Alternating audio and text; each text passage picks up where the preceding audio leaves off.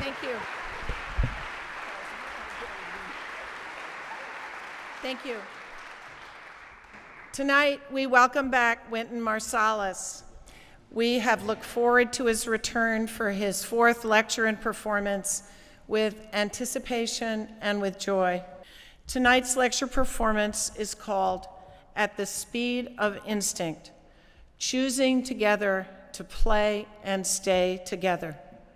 With his quintet, including Marcus Roberts, Allie Jackson, Carlos Henriquez, and Walter Blanding, Wynton will lead us through the elements of jazz improvisation, what he calls the art of decision-making with others, the tension between self-expression and self-sacrifice.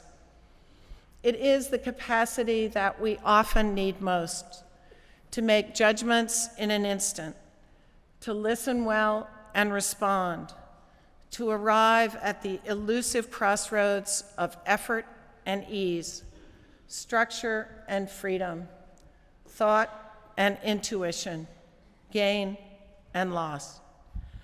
As another musician once put it, improvisation is too good to leave to chance.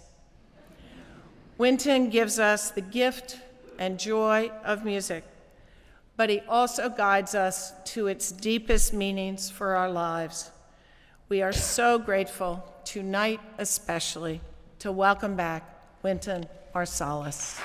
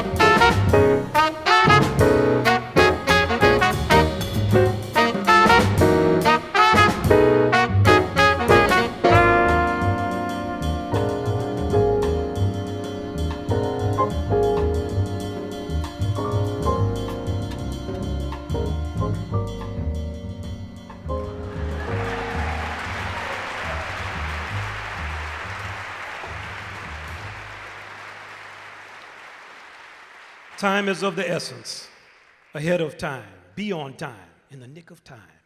There's no time like the present. Time is on our side, all in due time. Take your time. Have first time. The time of our lives, time tells all tales. Hard times. Times run out.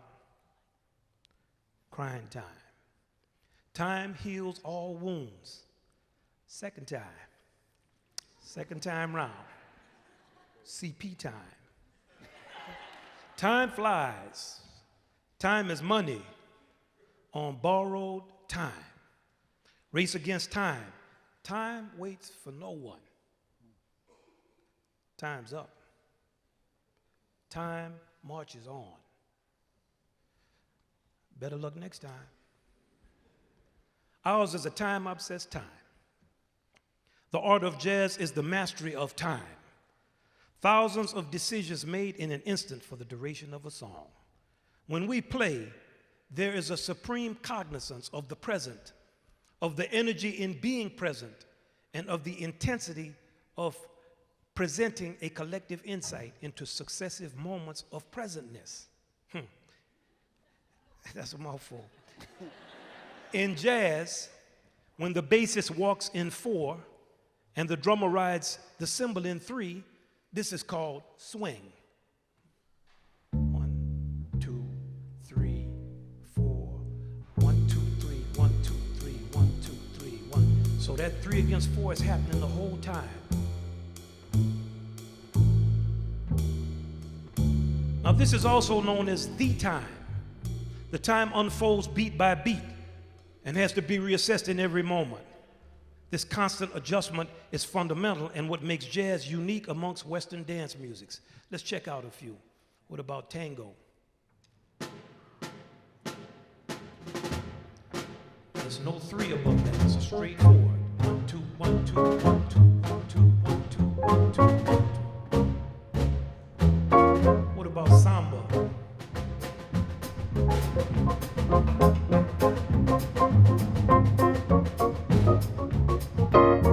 What about bossa nova?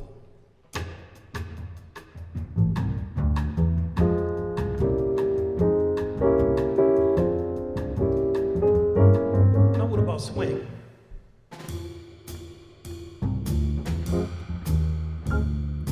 Oh, that swing has a different feeling to it. Not better, not worse. It's our thing, it's swing. The time is extremely responsive and flexible. In jazz, we call the passage of time form. Here's an example of that form. 1, 2, 1, 2,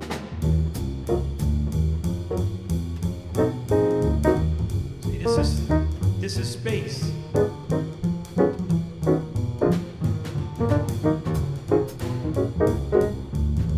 And that space is delineated by harmonies. You might not be able to hear them, but we better know them if we start playing on it. Now we feel that form and we vector ideas through it in swing time.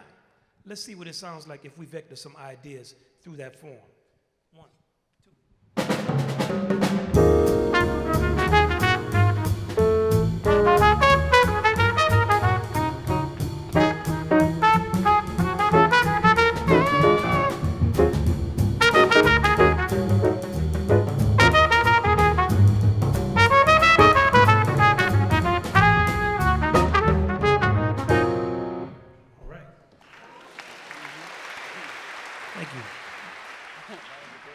My first album was recorded 32 years ago, and it opens with an original composition entitled Father Time. That song goes from 3/4, 1, 2, 3, 1, 2, 3 to 4/4, 1, 2, 3, 4, 1, 2 to 6/8, 1, 2, 3, 4, 5, 6, 1, 2, 3, 4, 5, 6. Now, Father Time is a vehicle that explores the time relationship of the waltz, swing, and its relationship to an African mother clave in 6/8. I wrote and recorded that piece when I was 19 years old and was focused on the fact of the time. All of these time signatures are related, therefore these people must be related, the Americans, the Germans, and the Africans. Now, ironically, Herbie Hancock, who played on the recording, wrote the second song, and his song is entitled I'll be there when the time is right. I asked him about the meaning. He laughed and said, the bass and the drums and how you play in the time. You get it right, and I'm going to be there. Now, he was focused on the quality of the time. The time is a tempo, it is a pulse, and it is also a feeling. A jazz musician is required to swing at any tempo and in any meter, required to enhance the pulse with sympathetic rhythms and to make the time feel good by adjusting to the band's overall time feel. As a matter of fact, how a musician feels the time is an identifying characteristic of their playing. Some people like to push the beat, kind of rush a little bit.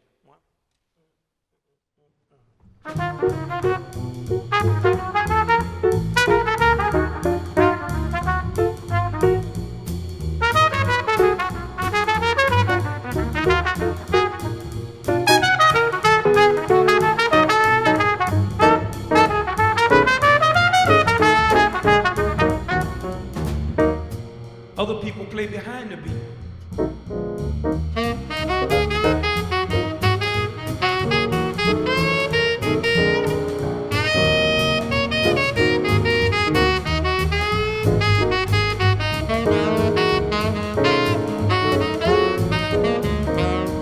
And some get so deep in the groove, they pull everyone with them.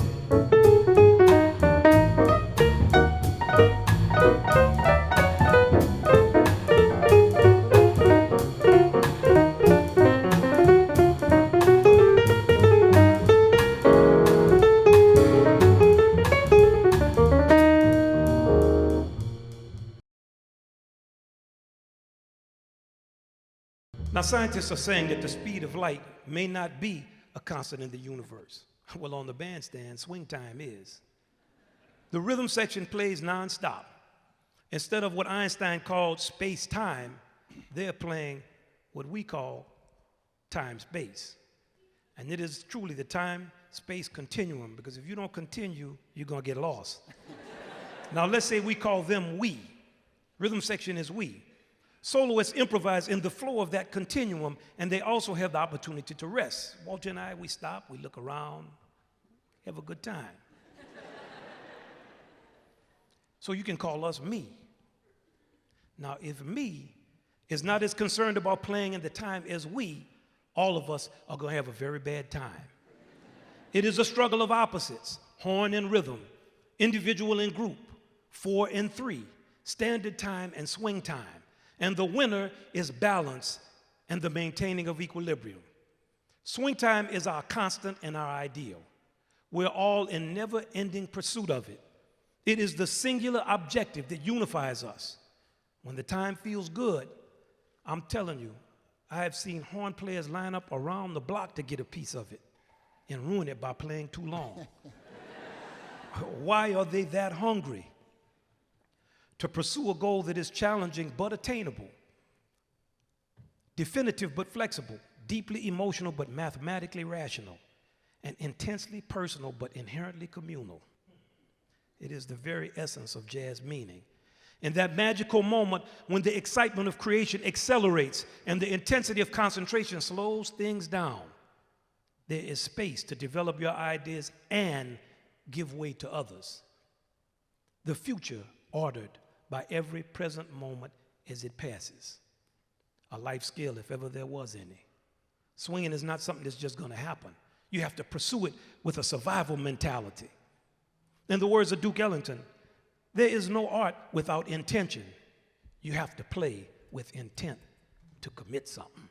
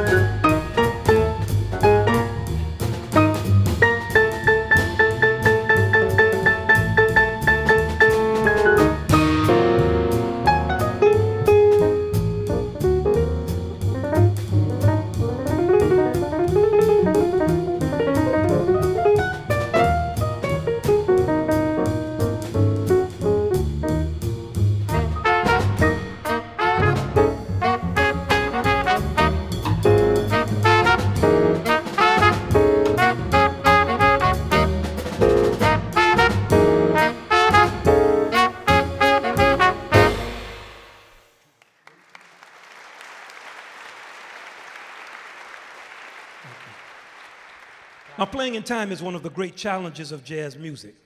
Learning to play in 3 and 4 at the same time, it requires a lot of time and patience. When we first begin to play, we always sound like this.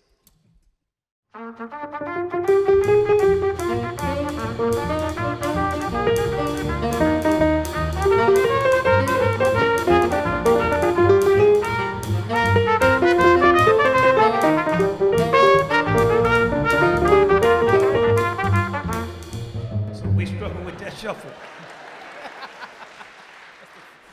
Now, eventually, we work the coordination of this rhythm out so that we can play in 4 and 3 at the same time. Sounds like this.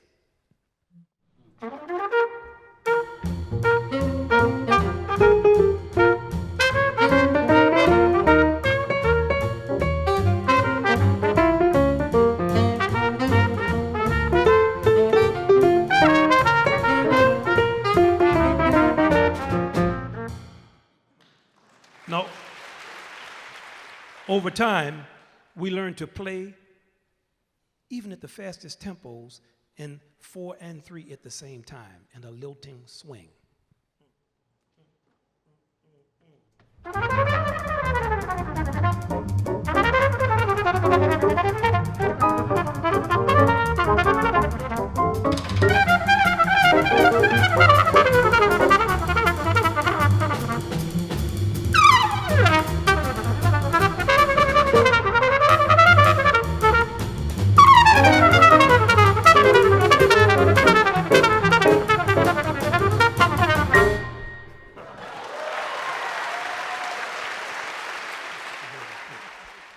Together, you discover that adjusting to one another is as important a skill as soloing. As you continue to develop, you begin to notice and respond to the subtlest of changes in the group dynamic. Then, if you have the perseverance to continue on, you may become accurate on instinct. Swing is a social rhythm because it invites people to interact. If played with enough intensity and skill, the swing can lift a room with its urgent and relaxed insistence on coming together. And when you feel it, you just have to have you some more. It's the intensity of relationships.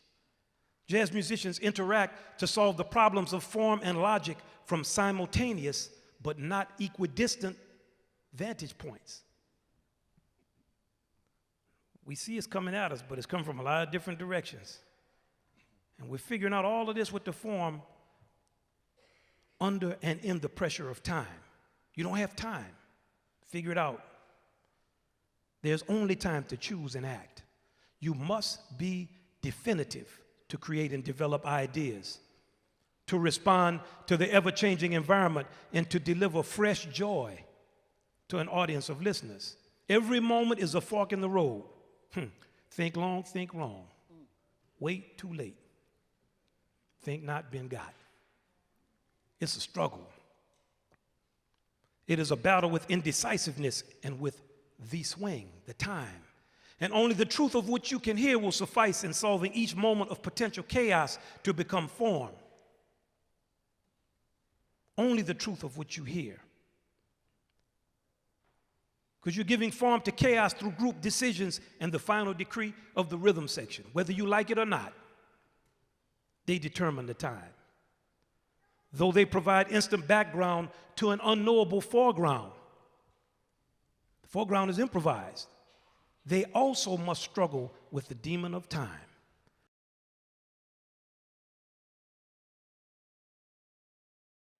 Old folks say that time becomes more present as it gets shorter.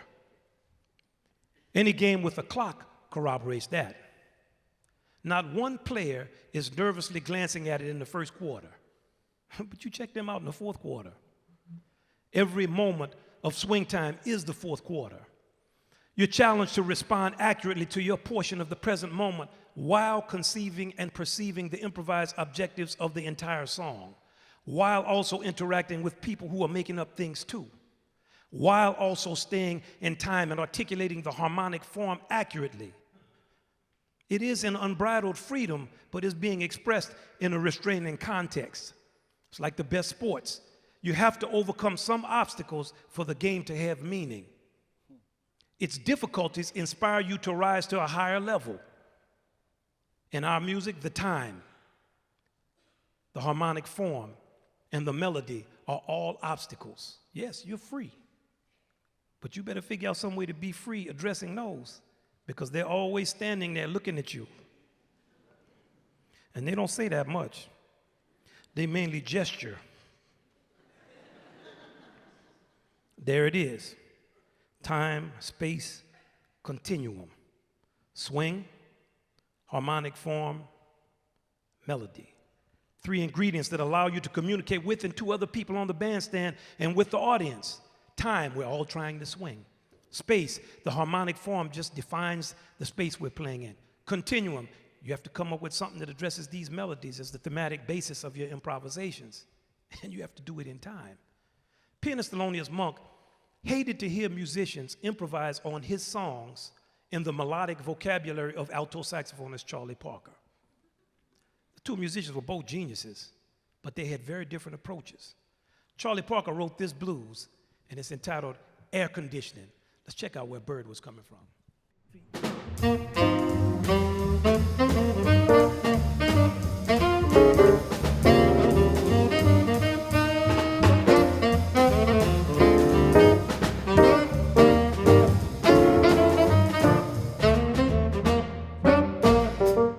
Now Thelonious Monk wrote this. It's a blues, just like Bird, like Charlie Parker's tune, but let's see how different it sounds.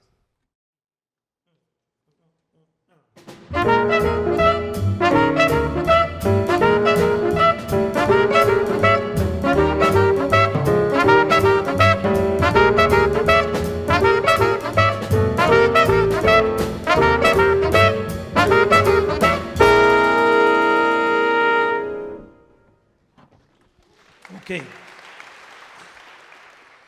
Now you can hear those are two totally different type sounding lines. Parker's is flowing lyrical lines and Monk is short memorable themes. Most musicians of that time would play on raised 4, a Monk song, using the lyrical vocabulary of Charlie Parker.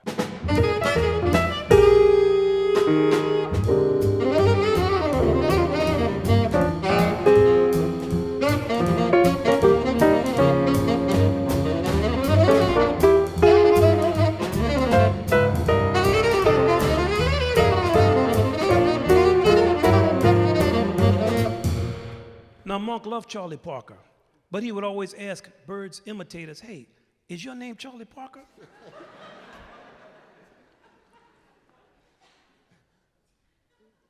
And they would say, I wish. He wanted musicians to develop their solos by using significant characteristics from his melodies, like this.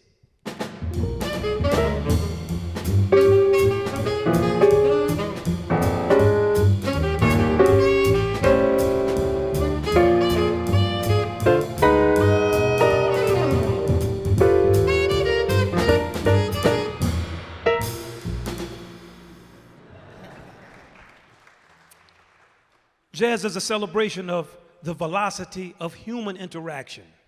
Today, we all know that a computer can do in a nanosecond what it would take hours or even days for a group of dedicated humans to accomplish. There are machines for everything from dispensing cash to playing the drums. You want to make something pertinent? Clothe it in an all-purpose screen. Make sure the screen is interactive. Robots slowly replace humans in repetitive tasks. Drones fly above the clouds unseen, impassively delivering death in an instant, and the clones are knocking at the door. 3 teens sit in the same room texting each other. I've seen this. I'm not making this stuff up. Tactile interaction is replaced by screen-based communication. In this age of reducing powerful tools to the most narcissistic function, it seems perfectly normal that someone would rather interact with a gadget than with another human being. Well, first, the gadget accesses more information. It endlessly entertains, and it gives you absolute control over the interaction. You can't type your interest into a person, and you surely can't turn them off. You can ignore them, but they're still there talking and making noise. In this age of technology, everything from digital mixes to recordings that feature groups that were never even in the same room together are as common as cars. Technological products are not perceived to be tools of the present, but actually the present itself. I'm often asked, what do I think of someone sampling my music? What's the problem with that? I'm happy they sample it. Jazz musicians have been sampling for years. Musicians like Marcus Roberts, Carlos Henriquez, and Ali Jackson have the ability to recall millions of musical fragments, melodies, styles, and inflections. In a moment, they create and develop original ideas with depth and feeling. From the phonograph to the radio to the microphone to the synthesizer, jazz musicians have always embraced technology. But in the words of writer Stanley Crouch, people are the technological marvel. We are the special effect. And how we interact is the most fascinating thing on earth.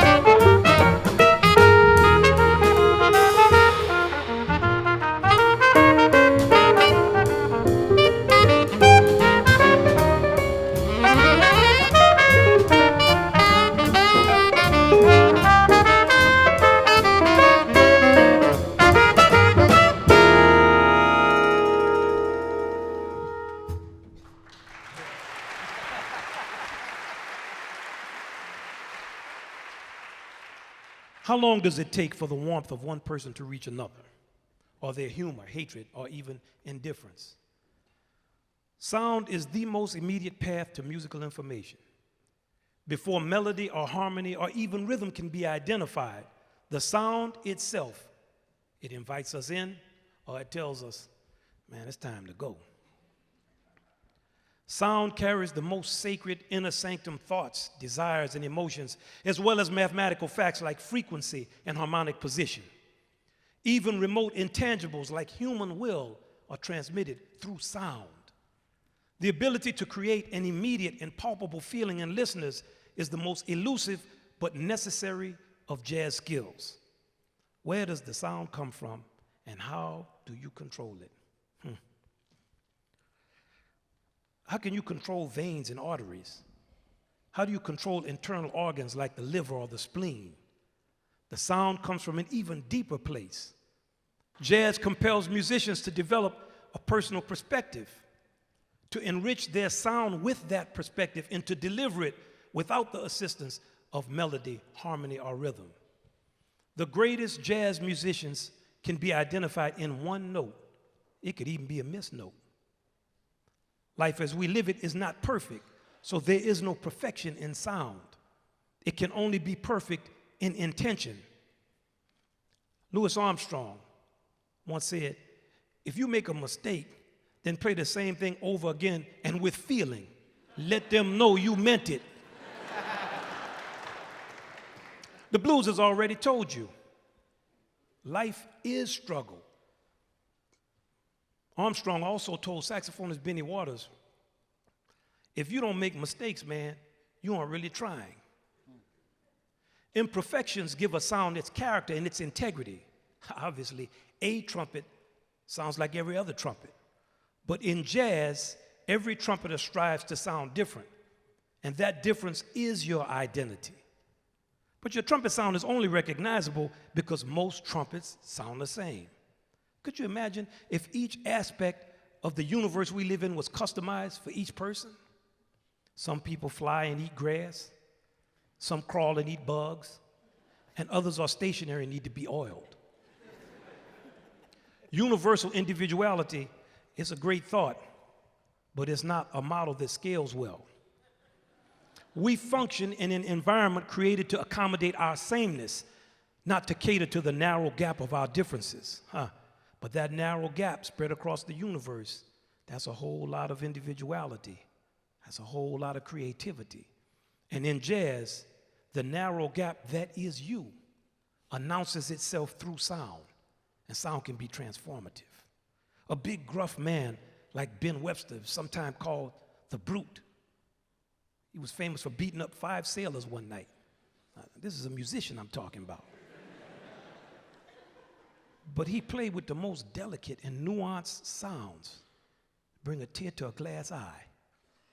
And a small man like Miles Davis could get a midnight crowd of pimps and hustlers to come to dead silence with the whispering of a single note through a muted horn. When a group plays together, individual sounds blend into one powerful voice. How our sounds intertwine is the very substance of the art of jazz. Sound hits us at the speed of instinct, and so do the decisions made on the bandstand. Boy, we've been up here messing up all night. I don't know what's got into us. We're missing cues. We come from thing to thing. We might go months without doing that. But we're up here and we're doing it, but we're not stopping. We're making decisions. By the time I think of a chord or a rhythm, it's long gone. If I start questioning how someone is accompanying my solo or looking out in the audience for somebody I know or somebody that's cute or not cute, there goes my idea. There goes the time. There goes concentration. I might as well purchase me a ticket. We barely have time to hear, feel, react, and respond.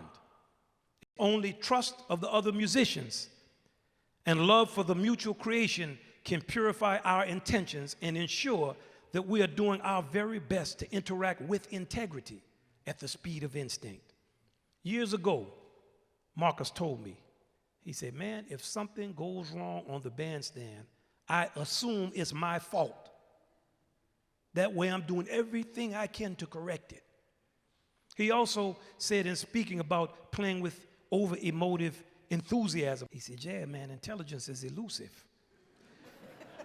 He said, you always feel like you have to play with so much intensity, but intelligence on the bandstand has its own intensity. Intelligence on the bandstand, it's a macro issue, but the care and concern lavished on each note in each passing harmony, it is a manifestation of love. Swing is so fulfilling a common objective, you willingly sacrifice your personal interest to experience it. That's why the struggle of me versus we at the center of jazz improvisation is worth understanding, reliving, and reinvigorating. Frederick Douglass said, if there is no struggle, there is no progress. This struggle may be a moral one, or it may be physical, or it might be both, but there must be a struggle. Jazz teaches us that sometimes the solution to a collective problem is for you not to play. It may seem absurd that you can create more freedom by sacrificing your own. But that's no more absurd than a Texas segregationist signing the most extensive civil rights legislation ever. Jazz itself is absurd. The defining national music of a country whose credo is freedom, created by the descendants of its slaves. For those rooted in the past, hey, that was a lot to choke down. But when the proper ingredients are in this stew, it's designed to hit us deeply and with a powerful, powerful swiftness.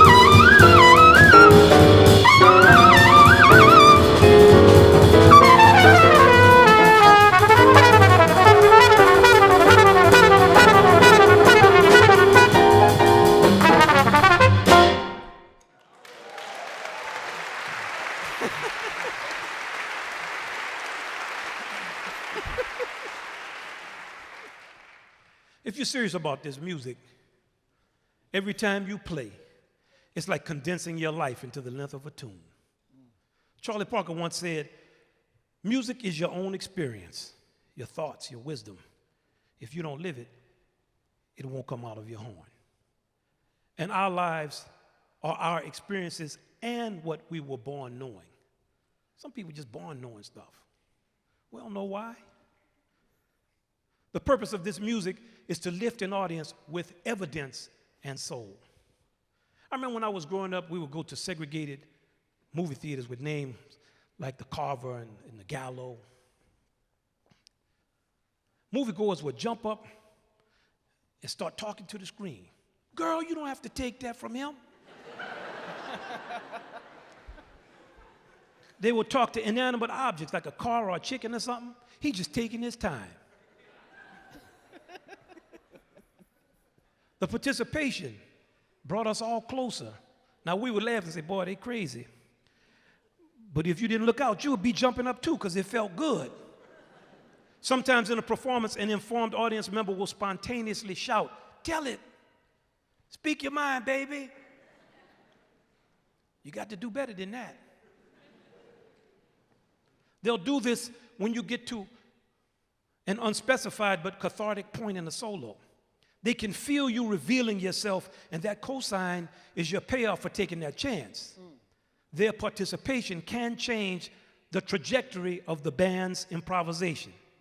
At other times, just the intensity of silence from a group of focused listeners makes you reach deeper. I remember the first time I played in Japan.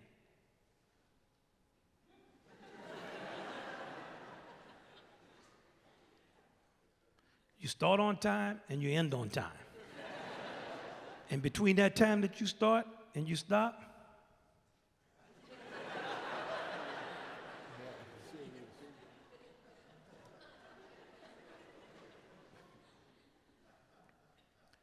man, you'd be saying, well, are we not playing good? I asked a young person who was 18, 19, the age I was when I was there, y'all don't like the music? He said, we are listening. I said, okay, brother. You ever notice how you want to talk to people who appear to want to listen to you?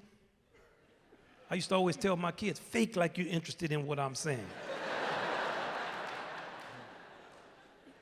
It'll go by quicker. And if they ask one good question, there you go. With jazz, any response to what you play as it is played is the equivalent of that follow-up question. This give and take with a listener encourages you to play better because the music comes right through you, instantly to them. Art Blakey used to always say, from the creator to the artist, right directly to you.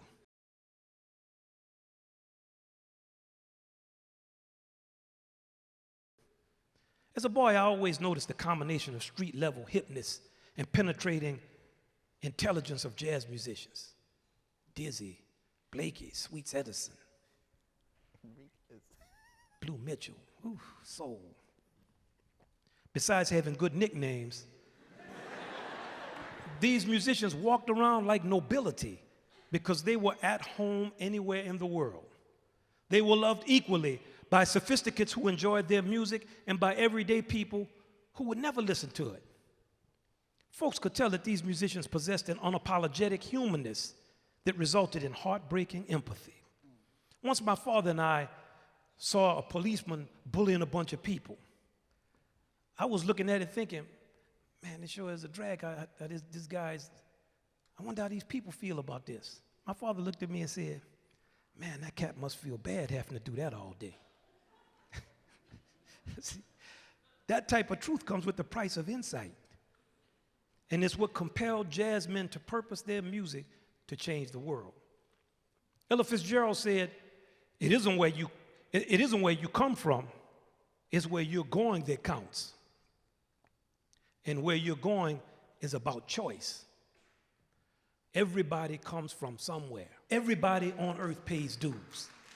Everybody. We're all paying dues. That's why we're down here. You might be able to hide yours better than mine, but you're dealing with them. And if it's not all right, you know what? Make it be all right. Hipsters in New Orleans would always say, man, life is heavy. And so many things make it heavy. They didn't have to say anything else. You knew what they were talking about.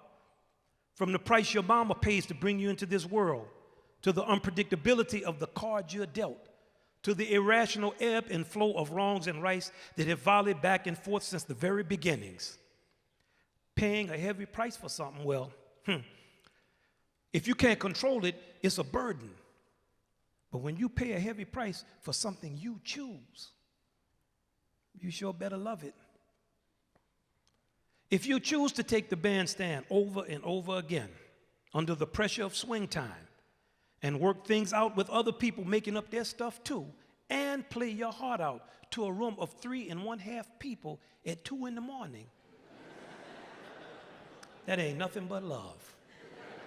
And what I'm telling you about is not something from the 1920s or the 40s, the club, when they were on 52nd Street. This is something that I saw my father and them do many a night. And everyone up here has seen it.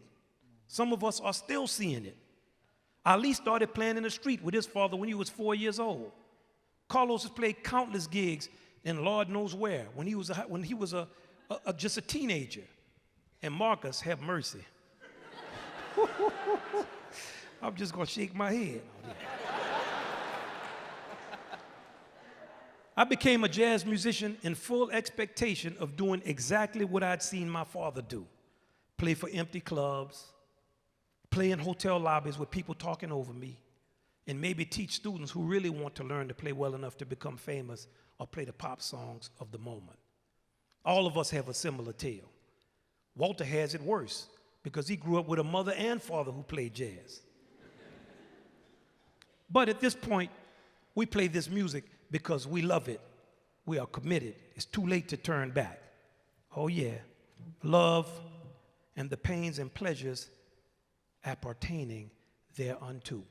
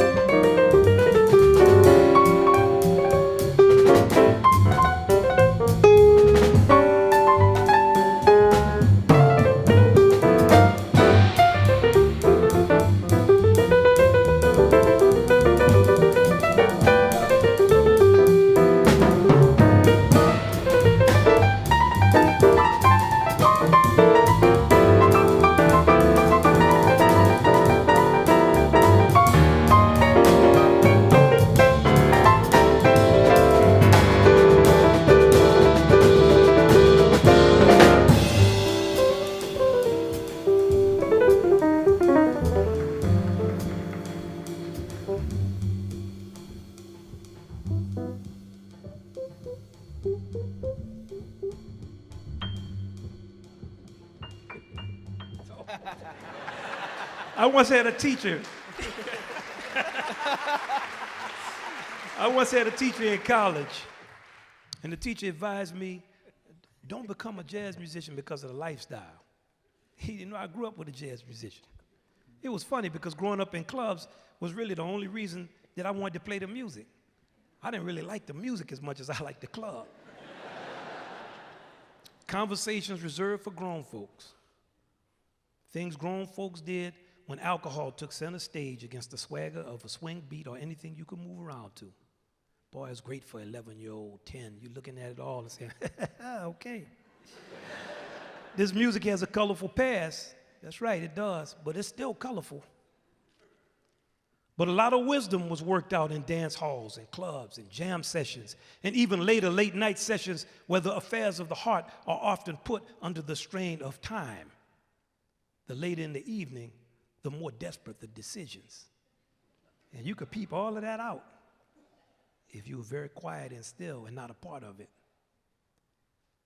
But all of that wisdom adds up to living life as you live and living the life that you live.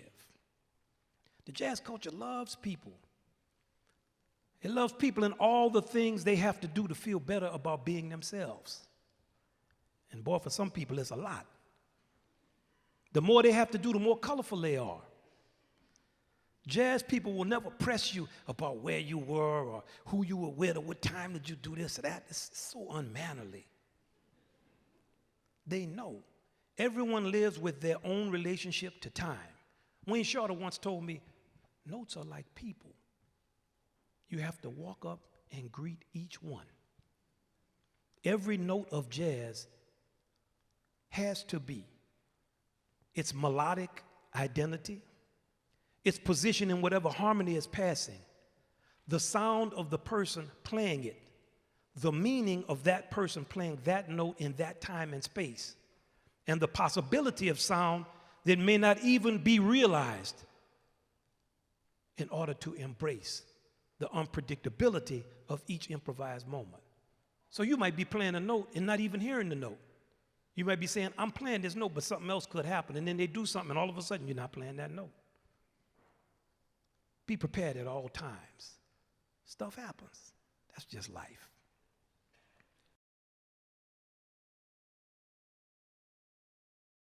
Jazz musicians have always dealt with the hard truths of life in an intense and vulnerable way.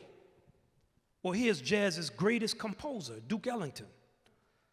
He's writing a floor show on deadline, suggestive music for trick dancers, for minstrel show African hocus pocus, people with banana skirts on, slapstick skits, ballads for forlorn lovers, pep songs for chorus lines, all kinds of stuff. And all this music has to satisfy the tastes of every kind of patron with different levels of understanding. Because of the late night environment, jazz musicians understood that how human beings gamed each other on the field of romance, how we responded to the pressures of circumstance, how a person's luck ran, how a room of folks behaved towards each other in pursuit of what is sometimes the most elusive joy. All of that provided a depth of artistic substance that far exceeded some theory that explained how to get fewer and fewer people to like your music while guaranteeing you a place in the classrooms of institutions who taught these theories to avoid teaching music. What's the homework to teach someone to play with tenderness or loneliness or dry wit or fire? Be there. The people were their patrons. And the people came night after night to participate with these musicians and hear them on the playing field of the blues. And musicians responded with a richness of interaction that superseded all known theories. It was the way we are. And you know what? We still are that way.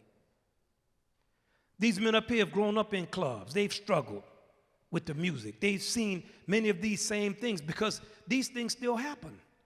And the bandstand gives you an excellent perspective on them because the bandstand is usually up higher, so you can see everything that's going on. You're on high ground. And if you're Marcus, you can hear it all. We used to have a game we would play with him where we'd have a room full of people and we would ask him when they left to describe the people. I wish we could do a show on that. His level of accuracy was unbelievable. And we'd say, how did you know that? Oh, the third one must have been fine. How do you know that? Oh, she wasn't saying nothing, but they were listening to it.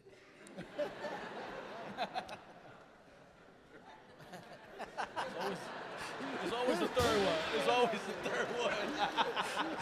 Shouting you out. Was that a professor? That must have been a trumpet player. Was that a priest, bro?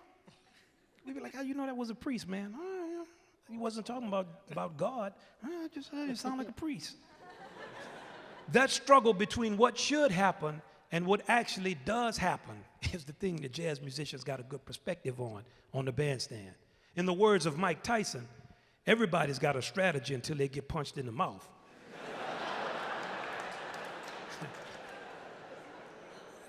This life and this music helps you handle up on the unpredictable when it pops up on the common field of play. It's what Helen Humes told us when she sang, "He may be your man, but he comes to see me sometimes." He's been coming here so often, I'm beginning to think he's mine. Well, I'm a big fat mama with the meat shaking on my bones. Every time I shake it, a skinny woman loses her home. And there's not a person here tonight that does not know what she's talking about.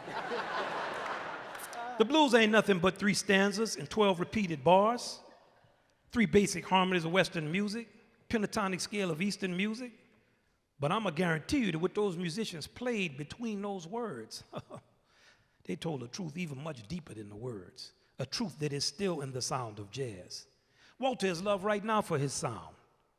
People come backstage all the time and say, man, y'all sound good, but Walter, the sound that he's getting, his sound is just full of love and intensity and integrity. But for all the depth of anyone's sound and their hours of hard work and practice, this music and this bandstand urges all of us to listen as hard as we play and to find the same excitement about another person's creations that we feel for our own. Up here, we are ready with instruments and armed for bear. And the enemy is the blues on high ground, about to be laid low by grown-ups who are engaged in mere child's play with the wisdom of old folks. And people still play in clubs, and they fall in and out of love, and they do terrible and mighty things. And jazz is still played, though the understanding of it may be less. That's why we're talking about it here tonight. It is an art worth understanding. In a jazz nightclub a few months ago, a friend of mine, John Miller, true American original, was drunk, and he was loudly co-signing the band. The patrons were mildly disturbed, but they were entertained by his interjections, which actually were appropriate. But that didn't save him. He was thrown out. As they were escorting him out the door, unceremoniously, I heard an old hipster who loved jazz say, damn, you can't even get drunk in a jazz club?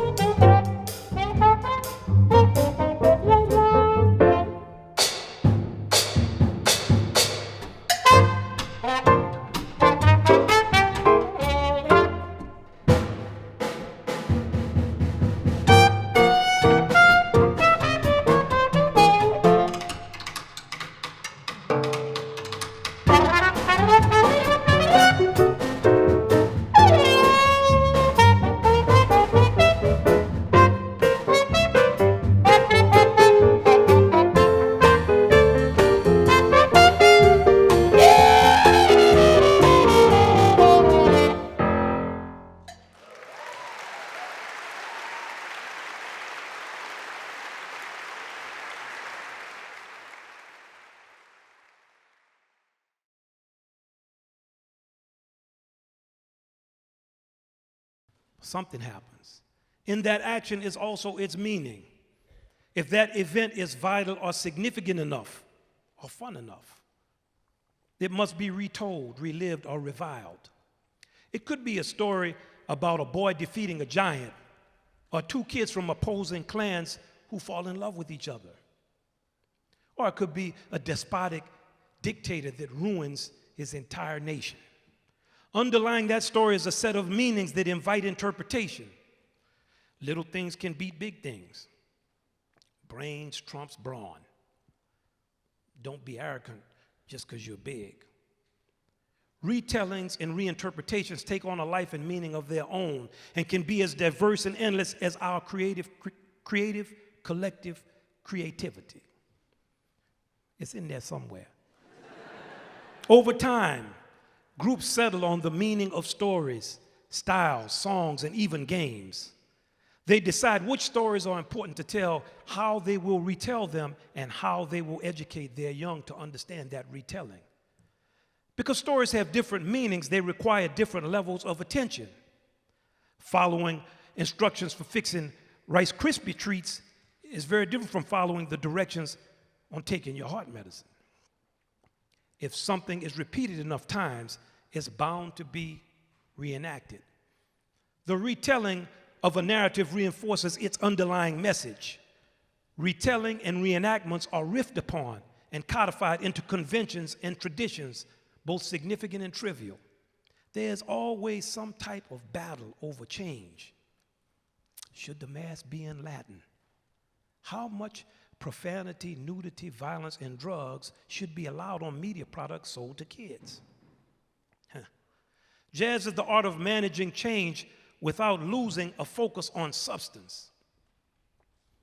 Is it coincidence that the passing harmonies in jazz are called changes?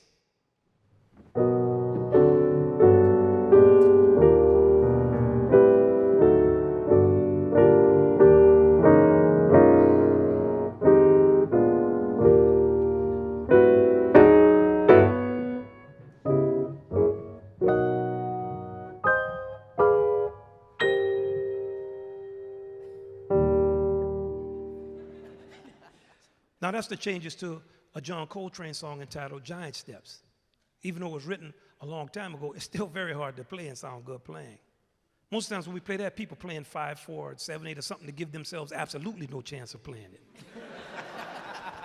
Now a soloist has to learn how to invent fresh ideas that successfully addresses those changes. 1, 2, 3,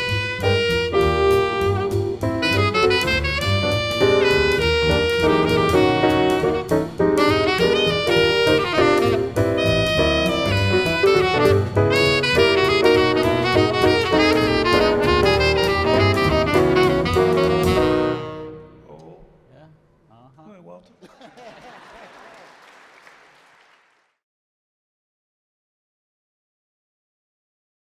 Negotiating the fundamental changes of life poses the ultimate challenge to any group. Change cuts to the heart of our identity. How do you deal with age? One group respects elders, the other sends them to Florida. How does a young person accept their sexuality? One group has elaborate and painful rituals. Another group gives them semi-pornographic videos and a credit card. Change is not optional. The question of from what to what is a serious one, because meaning is the substance of identity. And it's possible for a stereotypical derogatory story to persist in the memory of a people and speak across time to a perversity in their character. 2006, it's hard out here for a pimp, won an Oscar. You know what? That shocked even the people who voted for it. The joke was shared by a lot of other Americans with a similar taste for the absurd in American Negro culture. Perhaps they didn't realize that the elevation of this song was connected to the exaggerated stereotypes of the minstrel era and the patronizing practice of coronating slaves with names like Caesar or King Robert, or perhaps they did. One never knows. The trajectory of a group can be manipulated by controlling their narrative. That's why despots burn books. Today's technology has certainly put a permanent dent in the despot business. And through it, We are connected to each other in many exciting ways. But our movement away from the in-person personal towards an intimate circle of you and your cell phone removes us from the educational community of family, elders, contemporaries, and acolytes. Without that human guidance, how can we choose anything except whatever is most oft-repeated, readily available, and most loudly before us? There are now 70 trillion hours of content available at the touch of a button. We're basically the same amount of lifespan as our parents, only the ways to waste it have expanded exponentially. And time creates pressure. With more and more material, there's more and more need for quality teaching and learning. But ironically, there's no time for learning because all the time is taken up consuming. How many times have I been told, man, we don't have time for an explanation. We don't have time to read this. We don't have time to learn the meaning of this. We just don't have the time. I always just say, hey, man, pretend like this is a video game. The glut of information pressures us to seek quality. Learning is a dialogue with meaning. Let me tell you, there's always talent. There's always intelligence. There's always charisma. Where it is directed, the community goes. Education, interactive, and communication are spoken of in glowing terms. But these are activities, not values. What exactly is being taught or communicated or interfaced with? The struggle for meaning, the control over that meaning, and control of the repetition of that meaning is quite real. It can determine the survival of a way of being and its bloodline. And sometimes victories of custom and form that took thousands of years to make practical are replaced by what we were running from in the first place. Jazz teaches you how to be a person and how to ripen your personhood through empathy. This music is born in the blues. Even at its most complex, it tells us everything is going to work out because we're going to make it work out. Once I was stuck in traffic in the new Las Vegas-ized Beale Street in Memphis. I was thinking, man, this looks like Las Vegas. Sunday afternoon kind of traffic jam or something. I'm afraid to fly, so I'm just driving wherever. I heard a lone blues man singing a simple refrain over and over and over again. It was the most basic thing one human being can communicate to another.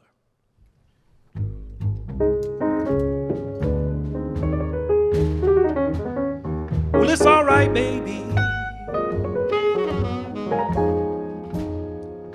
Baby, it's all right.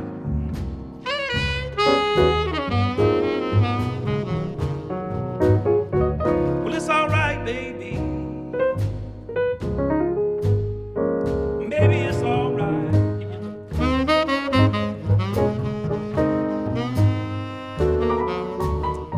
Well, it's all right, baby.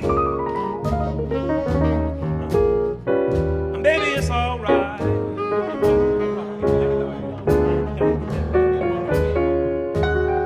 Well, it's all right, baby. Baby, it's all right.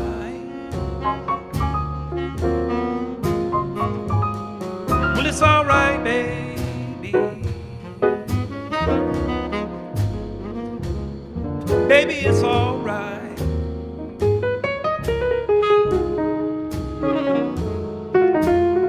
Well, it's all right, baby. Baby, it's all right.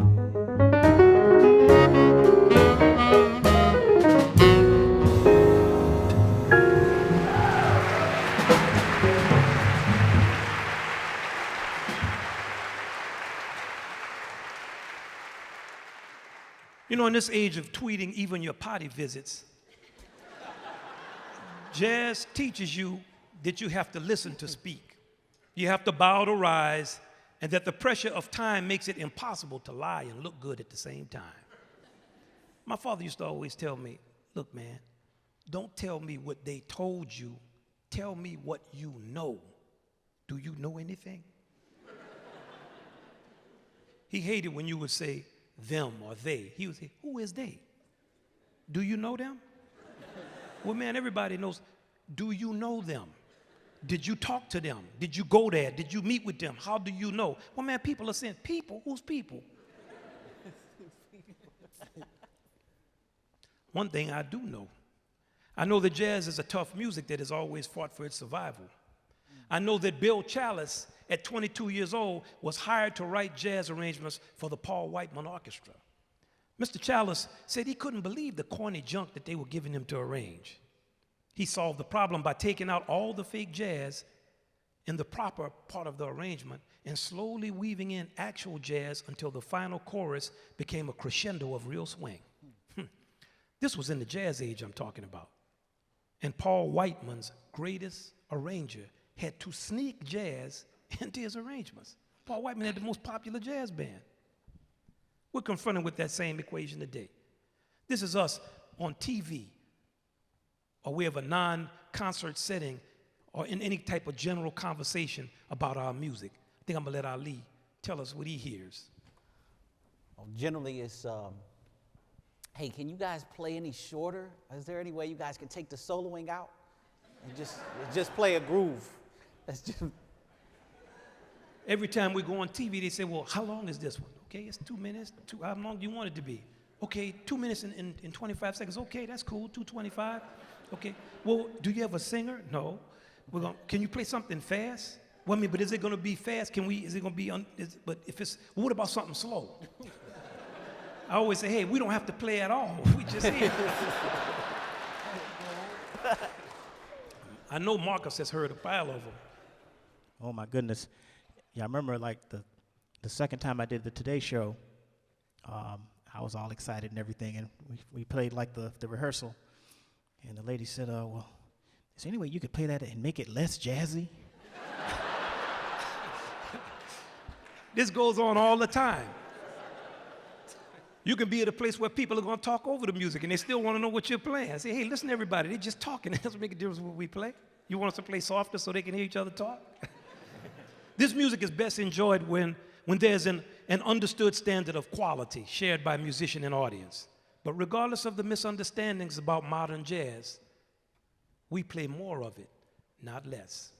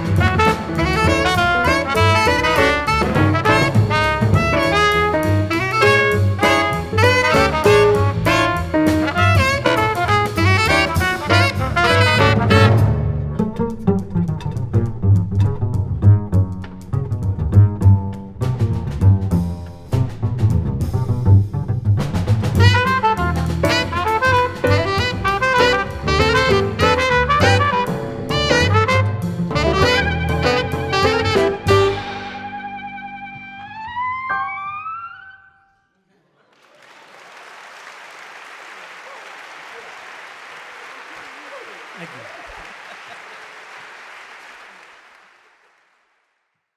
The repetition of melodic material in harmonic form make jazz music followable and digestible. The standardization and repetition of forms in jazz gives us a common playing field the world over. Jazz is not just about doing your own thing. Certain aspects of the music were developed expressly to invite people into it. One, we appropriated popular songs with well-known melodies, resulting in people having a way to grip what we're playing and say, okay, I like that song, and y'all sound okay playing it. We developed a dance groove, swing, that also encouraged virtuosic improvisations. And this freeing of the musicians turned the public dance also into a concert. So some people could get out on the floor and do their thing. Other people could just stand around the bandstand and check the musicians out. Now you go deaf when you go out to dance. Jazz possessed romance, sweetness, and an intimacy which resulted in attracting a female audience. We've pretty much succeeded in running that away. The music forwarded an expressed desire to change the country's social code. Benny Goodman, a jazz man, integrated American public life before anyone else. And there are many more. When I go down a long, extensive list of things to bring the audience into our music, most of these things are not even remote objectives of many of today's musicians, jazz musicians, or educators. There's no way in the world that can be considered any type of achievement. How did we get here? Redefinition, repetition, and the passage of time. Of the three central objectives of jazz, improvisation, the blues, and swing, two are most certainly Afro-American contributions. According to most of what is being played in jazz festivals and clubs the world over, I want y'all to guess which two are no longer deemed central to the identity of the music. You know what I'm talking about. The brown ones, blues and swing. The one that is embraced, improvisation, is a feature of almost every non-written music in the world. And most music is not written. Gumbo is the perfect analogy. I love gumbo. You can't be from New Orleans and not understand what gumbo represents. It is the most democratic of dishes, and it can accommodate almost anything. Vegetables, meat, fish, even a tough old rooster. But besides water, three things must be present. One, a trinity of celery, onions, and bell peppers. Two, some type of chicken or fish stock. And three, and most importantly, a roux of oil and butter that makes it all right. Yes. Now, each one of these three contributes something central to the character and quality of a gumbo. And this is a dish that can sustain all types of personal innovations and even tweaks to the fundamentals. But let me tell you, there's no way in the world your gumbo is going to survive the deletion of any two of these three. So too with jazz. It struggles when most of the elements designed to communicate to the audience are taken out of it. It staggers when the basic Afro-American elements are disrespected and de-emphasized. But the repetition of misinformation that has attended it since the first articles identified it as mere hokum and novelty music that was sure to soon disappear. This misinformation follows the music like impatient vultures irritated into attempting a kill. Of course, race is in this equation. This music is the product of American cultural processes. Jazz expressed the Afro-American desire to participate in our national freedoms, and it elicited an immediate and affirmative socio-cultural response from the rest of the country. People love the music. This music combined the technical objectives of European art music with Anglo-Afro dance imperatives with straight-up homegrown originality with a purely commercial strain that responds to the demands of the marketplace of every era, even today. Now, jazz still basically encompasses that same diversity of music and approaches. But the best of it is now virtually unknown to the group that birthed it. And as they roil in the underbelly of a cultural decadence more acute than the rest of the country, The purposeful corruption of the gift of Negro culture has assisted the degeneration of our national language, dress, dance, sex relations, and integrity. That our nation has dropped the ball on cultural education is rarely challenged. But still, that decline just goes on and on and on. And what of the Afro-American, who produced a voluminous and overarching body of diverse and profound musical art in a spectacular 100-year span of time? Today, the Afro-American listens en masse to the most degrading material possible under the watchful and approving eye of the nation at large. There is absolutely no public questioning of this phenomena at this point, only moving on by redefining the greatest Afro-American cultural achievement with the brown skin imperatives removed. In this time, the term Afro-American really is a description of a cultural perspective much more than anything else. And when attached to music, it does not exclude any other Americans any more than the term Anglo-American. When I was growing up, did I say, oh, I can't play these Anglo-American hymns? What is this? Oh, okay, Shaker song? No, I'm not playing that because I'm not Anglo-American. It's absurd. As a matter of fact, I moved to call our music just American, so people will be spared the indignity of considering themselves minorities in their own country. In any case, I don't want y'all to look to the experts on these issues. The new public expert on our music is an enthusiast whose credibility has never been established, so there's no way for you to diminish it. What if you or I could be considered experts on samba because we had a Brazilian hour on our college radio station? What if we were able to inspire a group of like-minded people to embrace samba?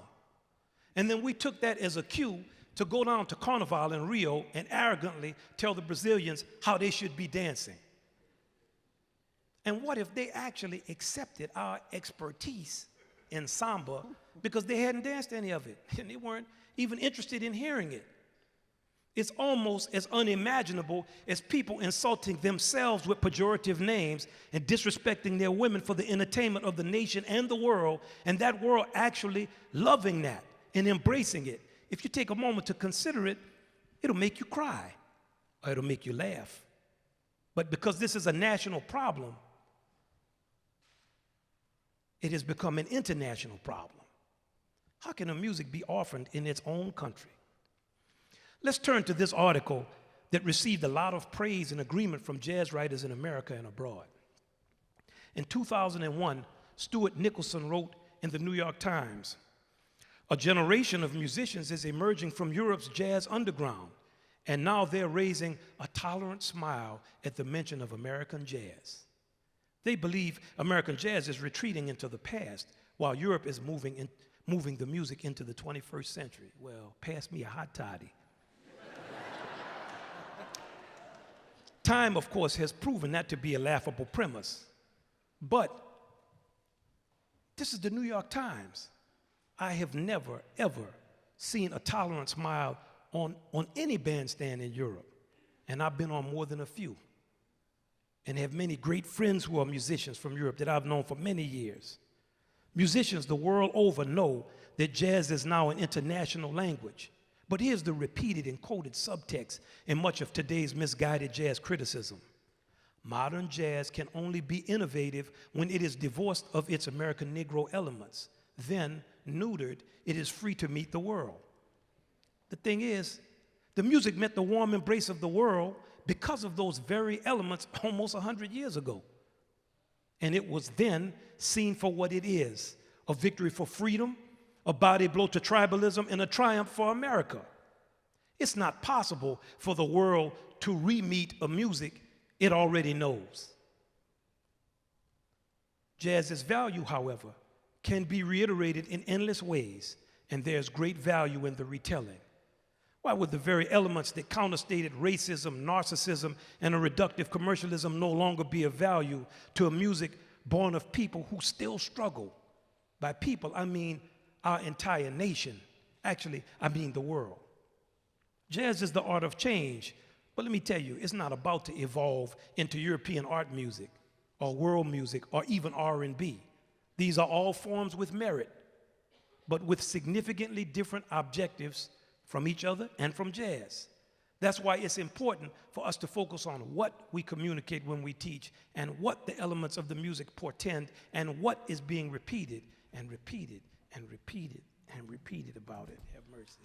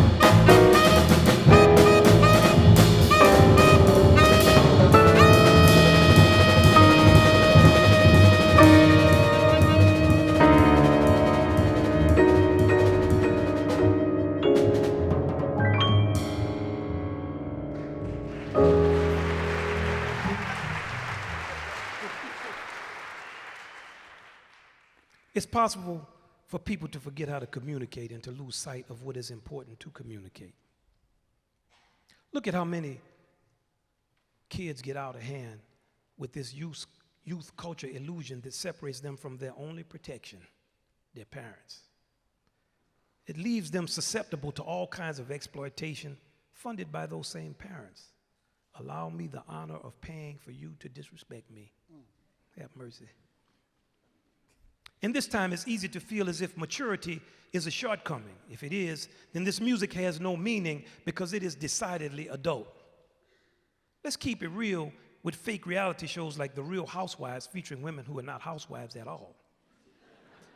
And jazz festivals which present any kind of music in the world played outside on a stage in the summer except jazz.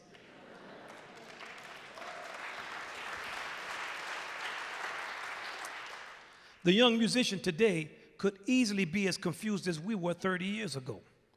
I always refer to my great uncle, Alphonse Lambert. His nickname was Pomp. He was born in 1883, and he was a stone cutter for the cemeteries in New Orleans. We bury him above ground. He etched into a stone, "Don't be discouraged." It didn't have a D on it. Don't be discouraged. I loved it because it was always in the present tense. He was a man of very few words. A lecture like this would lead him to say, "Well, boy, you sure got that off your chest." Oh, but if you got him talking about something that he loved or that he didn't like he hated afros. So whenever he saw me with an afro, he would go crazy. "There you go with all that hair on your head, boy. We went through slavery to produce you."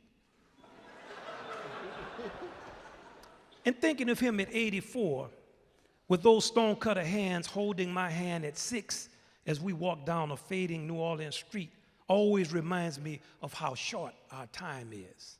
It reminds me that all the generations have passed and that they come again anew. And all the songs have been sung and swung and will swing, and still we sing them too. It reminds me that we're in the timeless song of what is, and we can only be about the business of being. That all things change is the thing that will stay the same. Everybody knows. We just keep on coming. And you know what? There's almost as much bad as good in our world. But that almost spread out over this universe as a whole lot more of good. It wasn't a Mississippi blues man, but it was some old Greek who told us, "Cry, cry for death, but good went out in glory at the end." And that's a hope we died trying to make real.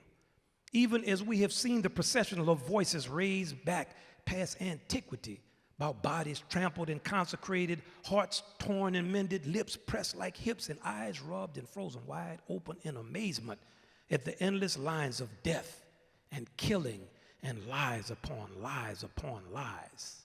No matter. All this glittering decadence is set against the continuous backdrop of unyielding love and deliverance and kindness heaped upon kindness upon kindness.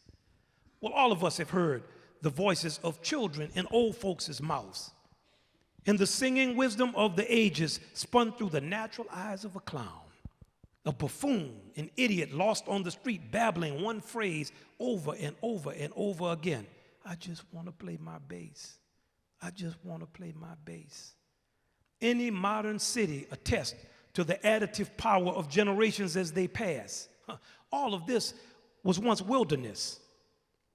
And just walking these streets and entering these buildings, and just through joining friends for a drink, hoisted in celebration of some significant or trivial victory, we circle the incalculable web of all human actions and realize that all is related, and we know that the most complex must also be the most simple. Too basic to see. This stuff is hidden like bones. It's as fundamental as that circling of folks whenever a group stands in conversation.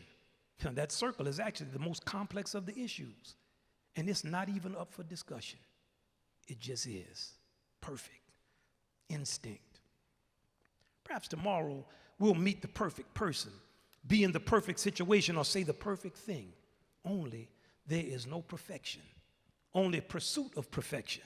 No, only pursuit of. Not of music, of food, of sex, of sadness, or joy, only of. What does it matter?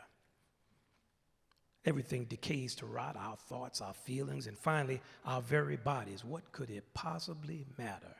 That's a question as old as Job. Maybe that's why we use our sweat and skills and memories and downright will to ensure that the best of us will remain. The worst remains too, almost as long as the best. But that almost spread out across the universe leaves a whole lot more best. And maybe that's why it's important to revive, reenact, reinvigorate, or to create from whole cloth that little bit more, even if only to say it matters. And that's what we say on bandstands all over the world. And that's what we're telling y'all here tonight. It matters.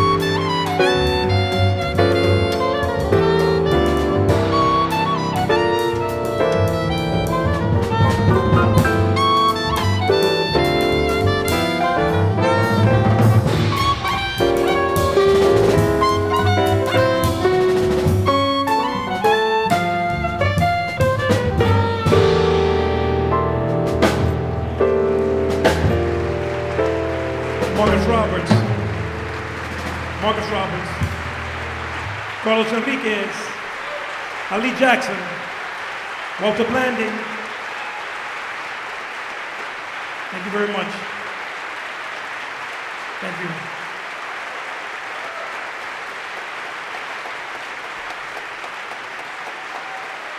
Thank you.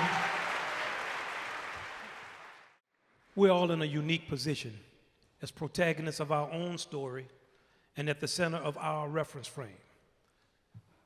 So are whatever groups we happen to be or choose to be a part of. What we consider to be significant as a member of those groups is largely arbitrary.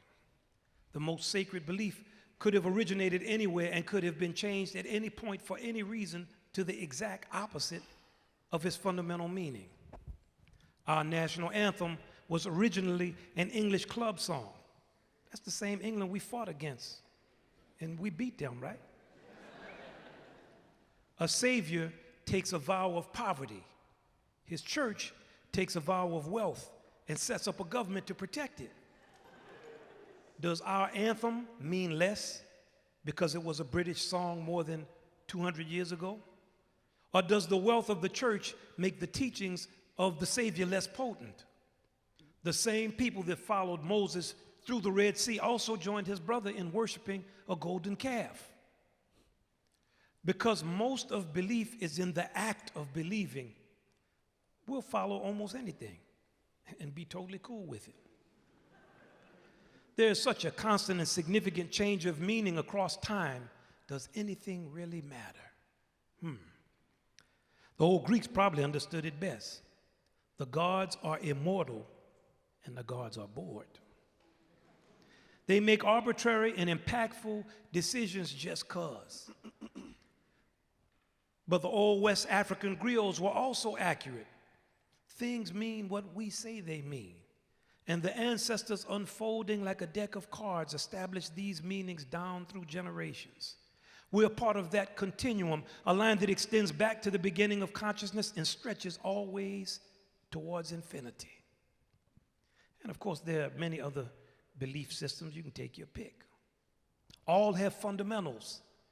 Your testimonial in the roll call of the generations comes down to what you consider to be fundamental and its relationship to time, its insightfulness about the future, its usefulness in the present, and its illumination of the past. But we don't really know enough to ascribe absolute certainty to almost anything. Things are what we say they mean. As the ghosts of the past civilizations wisp around new meanings that contradict many of the things they were willing to die for, we keep it moving. Something else takes place. And that's why we cling to those few fundamentals that seem immutable. We live, we die, we make love, we converse, we drink water, we commune, we have children, we work, we deal with commerce, we sleep, we dream, we think, we eat, we create, dance, paint, tell stories, and sing. How those things are done, that tells us how a given person or group feels about being alive. These are basics of survival.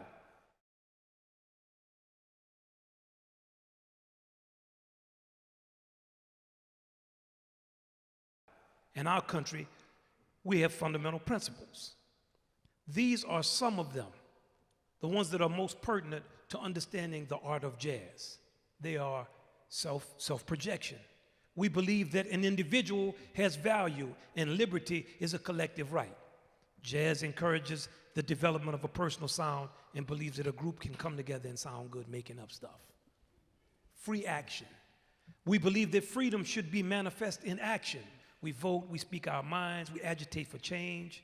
Jazz encourages you being yourself and make up what you want and stay out of people's business and they'll stay out of yours. Opposition. We believe in counterstatement and competition. Democrats versus Republicans. Yankees versus Red Sox. Jazz musicians improvise to develop melodies in the context of swing time and through a harmonic form. All three of those will expose us if we're not prepared. Repetition of form. We believe in standardized forms from road signs to toilet paper. Standard forms just makes everything easier to use. Now, because jazz has a common approach to form and a standard vocabulary of popular songs and the blues, it's easy for musicians to play with each other anywhere in the world. Balance of powers. We believe in the diversification of power. From business to law to personal matters, we also negotiate all the time. Well, jazz is constant adjustments, concessions, and correcting mistakes. And of course, we have our own form of equality. Can you hear and can you play? Optimism. We believe that things are going to turn out in our favor. We have swag, charisma, and irrational exuberance. Great baseball players fail to get on base 7 out of 10 times, and still they believe that next at bat is going to be a home run. Jazz believes that a group of people given a basic framework can choose to make up something that is coherent and worth hearing.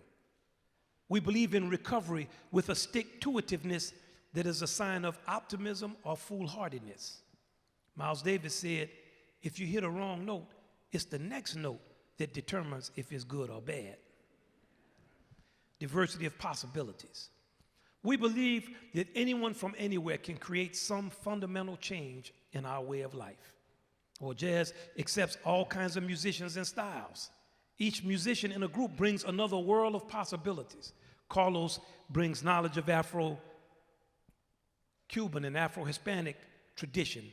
Marcus brings knowledge of the Afro-American church. Ali brings everything that happened in Detroit.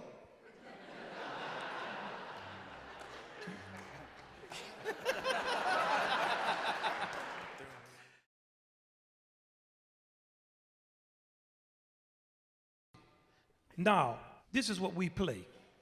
When, how, and why. We're going to play. And then we will each, from our own vantage point, explain what we did and why we did it. We have absolutely no idea. But one thing I can tell you is that a jazz band acts through 4 motions, foundational motions. I'm going to take you through those 4.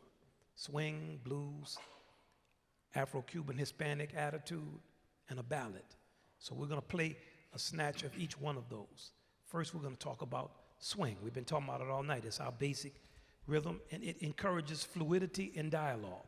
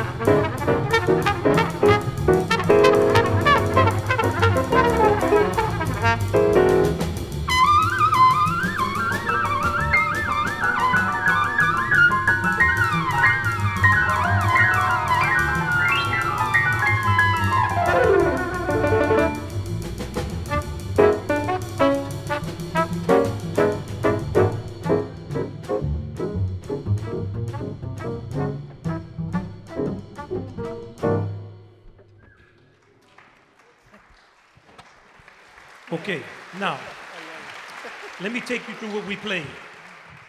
I played a cue, waited, looked at Walter, everybody came in on time. How? They just, okay. I'm gonna direct you to the ending. I say, I'm playing this rhythm. Carlos goes, I don't know why he's doing that. But we're trying to lock our rhythms up. Okay, so Marcus is going, something with me, and I'm trying to figure out how can I cue him so we can end on time. So Carlos is unsure of where I'm going to stop, but he's going but Jay and Ali know. So I said boom, they just stopped. Purely arbitrary. Now I want to ask them, how did you know to stop there, Marcus? Well, we had been playing for maybe a minute and a half, so I just figured we were at a point where you probably were trying to stop, so.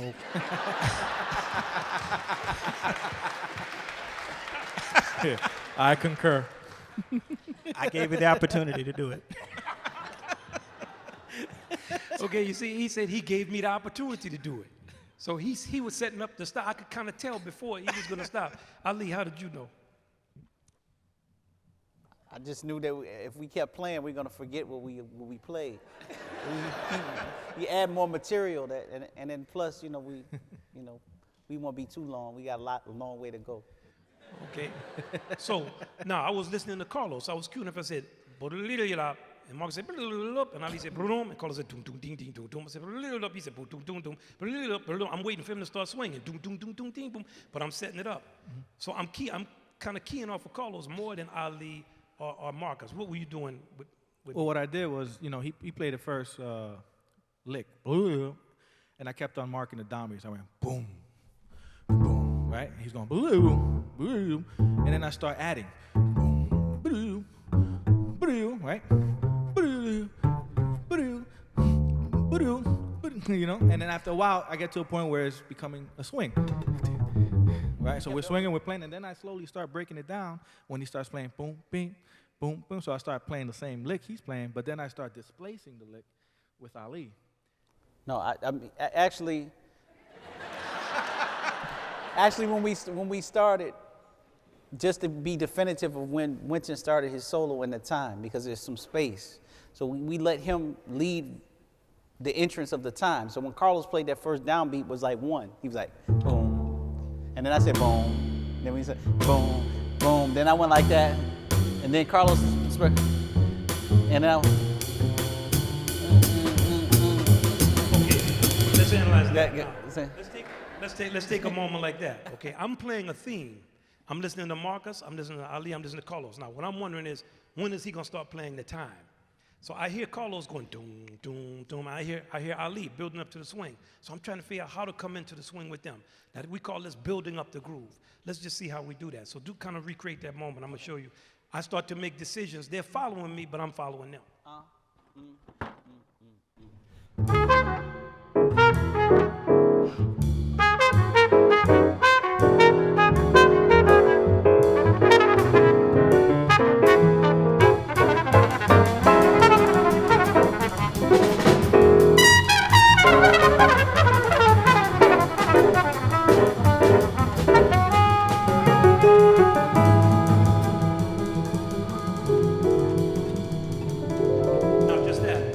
So you see how we built that up and went into the swing?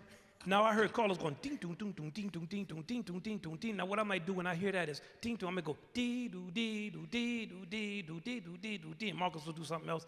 I'm gonna take his theme and start to play with it. And I want y'all to hear how the group develops that material.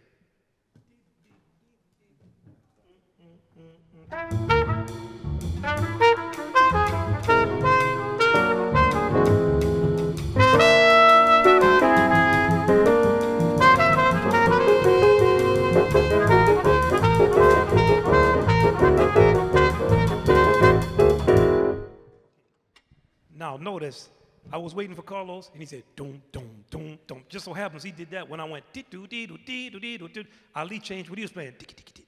What were you thinking about when you heard us? When y'all played it one time, I tried to be in a faster time, because a lot of people were in the middle time. No one's been playing in the fast time. So I just explain that to me. So, 1, 2,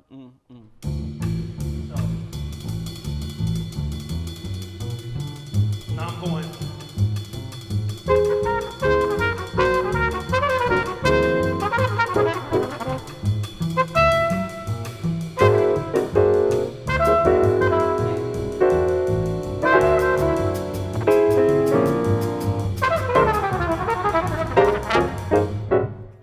Okay, so you see we're in different times, and there's a basic time that we're playing in. What do you think about, Jay? Yeah, I'm just trying to organize it in a way where the rhythm, the doom, doom, doom, like the rhythm of it will coincide with the chord, with the chords that I'm playing. So I'm pretty much playing like what we call, not that y'all care, they're augmented triads, okay? Okay, and so what that does is that it produces a tension. And so I'm just trying to make sure that those chords lock in with the themes and with the space. And like what you always want to do is, like when you're in the rhythm section, the biggest thing that you want to make sure of is that you make room for someone else other than yourself to play something hip. That's very important. It's like if you're talking to somebody, you know, it's like, you know, they want to talk too. So, So how do you do that? well, for example, like if you play a theme, so then I might play one chord at first because I don't want to assume that I know what you want to say to us. So you might play the same theme again. Then I have a little more confidence about what it is. So I might play more. And then sometimes, you know, in the rhythm section, we actually do just kind of take over. Ali can talk about that. He plays drums, so he can show you. No, show him how loud drums can be. Just show him real quick how loud they can be. Well, let's play in the context. One.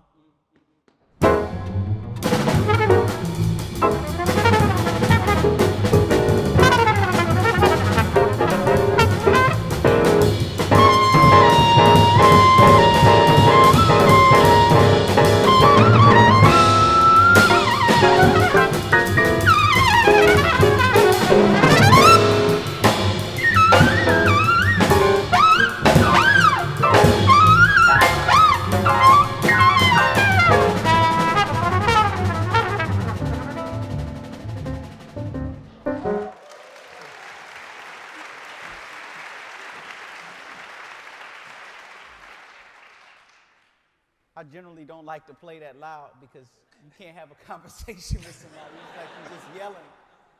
Like, ah!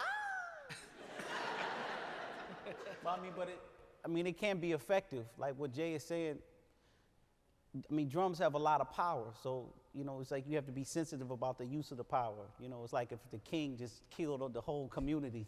You just like, then nobody could worship him. You know? Now that was a look into the real psychology of a drummer. Go ahead now. That was a good glimpse. Yeah, you check that out.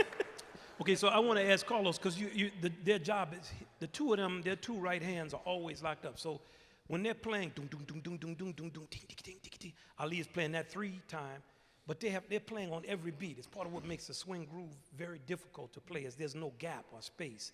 What type of concentration, or what do you do to deal with the?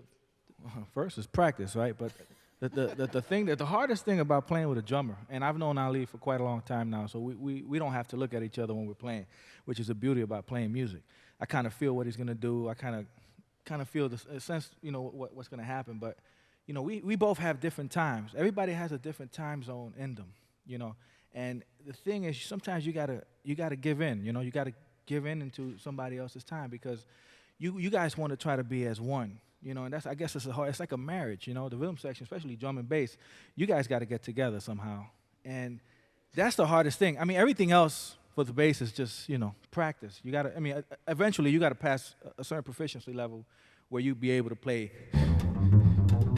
you know, you start playing that fast. But at the same time, you got to emotionally be prepared to open up to accept somebody else that's playing the same thing with you. And in the rhythm section, if you don't have that type of discipline, it becomes very difficult when you are in any different type of settings because it's the only way you're going to be able to kind of, you know, mesh things together. Okay. So now Walter was not playing. He's just sitting there. But I noticed from years of playing with him, he's one of the greatest listeners that I've ever encountered. I can always tell when we're playing a big band, I sit way in the back, and I can always tell whether a gig is happening or not when I can't hear it just by looking at Walter. When Walter's like, yeah, it's happening. When Walter's just sitting still, it's sad. So what are you thinking of, Walter, because you're not playing? What are you doing, something like that? The most important thing for me that I'm not playing is to focus and be a part of the group by listening, because thoughts are powerful. And that collective consciousness adds to the importance of what's happening.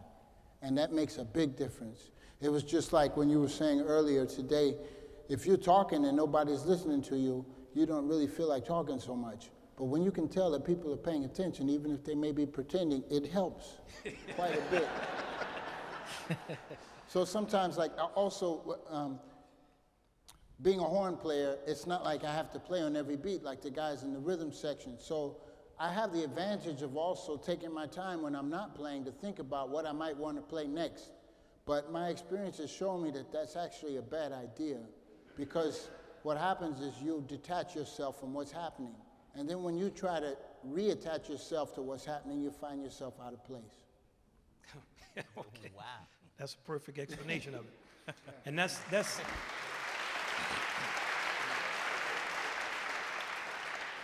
exactly what we're talking about being in time. It takes a tremendous amount of concentration because we're making decisions actually really by instinct. Like Carlos said, that you just have to feel where somebody is coming from. You just kind of, because this is what we're playing here, we really don't have, trust me, we're going for something.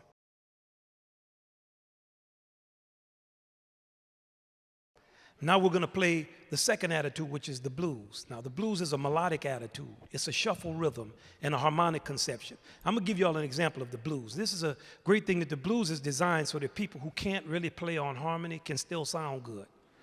Now, I'm going to take a song like Happy Birthday. Okay, we all know the melody and the changes, and I'm going to show y'all how you just play blues through the whole thing.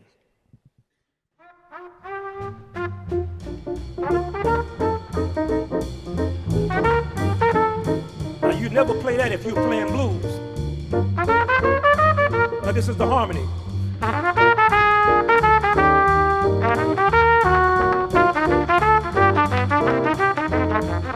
Never that. On blues, it's just this kind of note.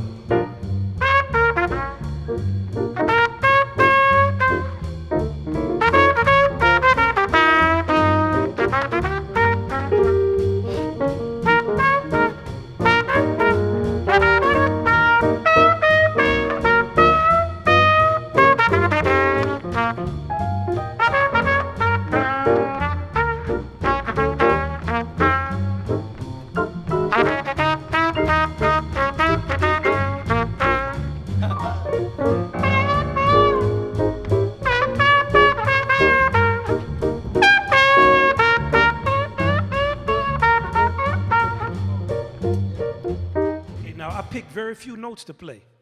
As you gotta remember, I can only hear blues. I don't know harmony. And that's what the blues allows you to do. Now, another thing, it encourages you to remember things and to play quotations of songs and all these kind of things. And the blues is inside of a shuffle rhythm. It evokes everything in the history of the music. Now we're gonna play this section, which is just blues. And Walter's gonna talk about it when he plays, and then Marcus will play on it.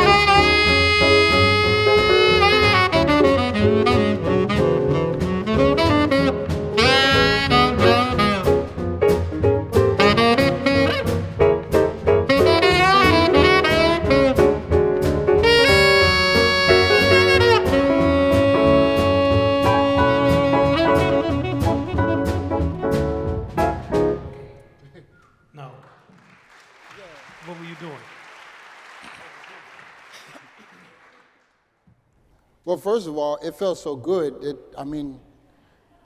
I felt so good playing over what they were providing that I felt like I felt free to do just absolutely anything that I wanted to do, and they were right there with me. I started with just that one note, wow! And the reason why I just kind of spontaneously decided to use that as my opening theme was because that's what Marcus Roberts played at the end of the melody. So I figured that would be a nice continuation, just to continue the phrase from where it ended. And so I was intending on playing just one chorus because it's hard to remember after you play for some time exactly what goes on. But like I said, it felt so good that I decided to take another one. But what's interesting enough, what started to happen was at the end of the first chorus, I started to really I was listening to Carlos's groove on the bass and Ali's swing, his shuffle pad, and I was just grooving right in there, just playing some melodies and stuff. And at the end of the chorus, I started to hear more clearly the ideas that Marcus Roberts was playing as well. So then I repeated that same theme at the top of the next chorus, but then I started calling and answering with what Marcus was playing. So it was like we were having a little dialogue. I was enjoying all that saxophone he was playing. It was because, you know, the thing about all of these instruments, they all have unique characteristics, just like us as musicians have, you know, individual characteristics. And Walter Blanding is one of the most soulful people you ever going to hear in your life. I mean, he plays with extreme. And see the thing you gotta understand about soul, it's just that. It's what comes in your heart, in your spirit. It's not necessarily something you can define in words or explain, but everybody knows it when they feel it. And, you know, I just was trying to get in there also and swing out with Ali and them. I don't get to play with them enough, so I'm always just digging that swing. So what were you doing with the call and response of the riff? So what, can you give me like a technical understanding of what choices you were making to propel Walter's solo? Yeah, well, the left hand, you know, piano is a contrapuntal instrument, so we can do more than one thing with harmony and rhythm. So the left hand is functioning like a guitar, like in a big band in the 30s. And in the right hand, I'm playing syncopated, meaning things that are off the beat.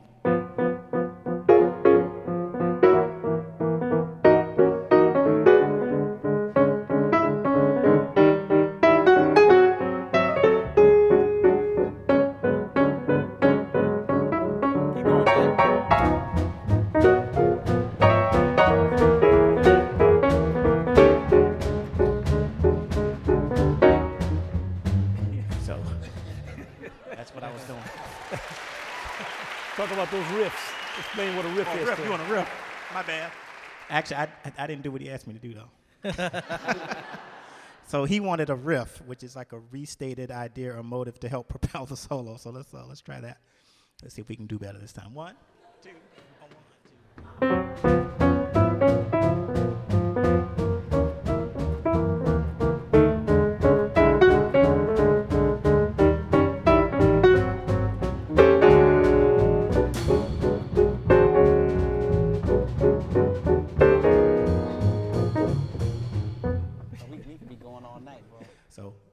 Those were riffs. Okay, let me hear from Carlos. You know, I'm basically giving them what they call, bass players call it, the money notes. You know, in bass, in the world of bass, right? You know, there's so many notes I could play in this instrument, right? But there's a certain spot on this instrument where we call it the money notes, and those are the notes that I'm playing. I'm basically going.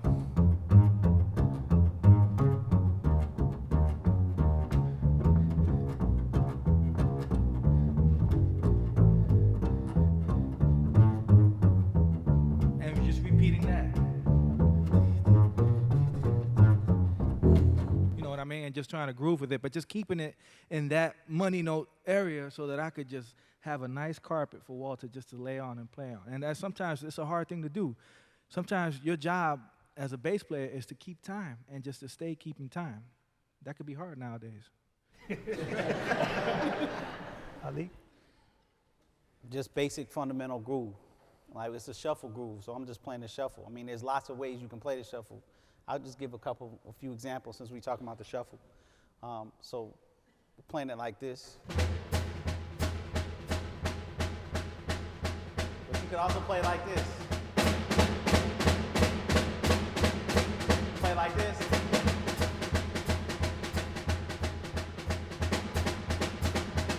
It's like, play like 4 or 5 different ways. But for right now, we're just playing it like that. Mm-hmm. Now, we can also, when we're soloing, play with different shuffles. Like in the modern era, we play with less shuffle than we played earlier. But what we do with modern jazz, we play all of the eras at once in all references. We put all of the music in. But the things that we're doing is we're imitating and dealing inside of our tradition. We don't feel it's an achievement for us to go into everybody else's tradition and do a sad version of their music. Now, I'm going to show you how we play with different shuffle patterns. So I'm going to start with playing like kind of the modern shuffle. In the rhythm section, is going to use a modern vocabulary. Like Marcus might play some things that came into the music in the 1960s, 70s. Then he might go to playing some things that were in the music in the 30s. Then he might play his own things. And then I'm going to play with different shuffle patterns and just hear the difference in the sound of this same blues.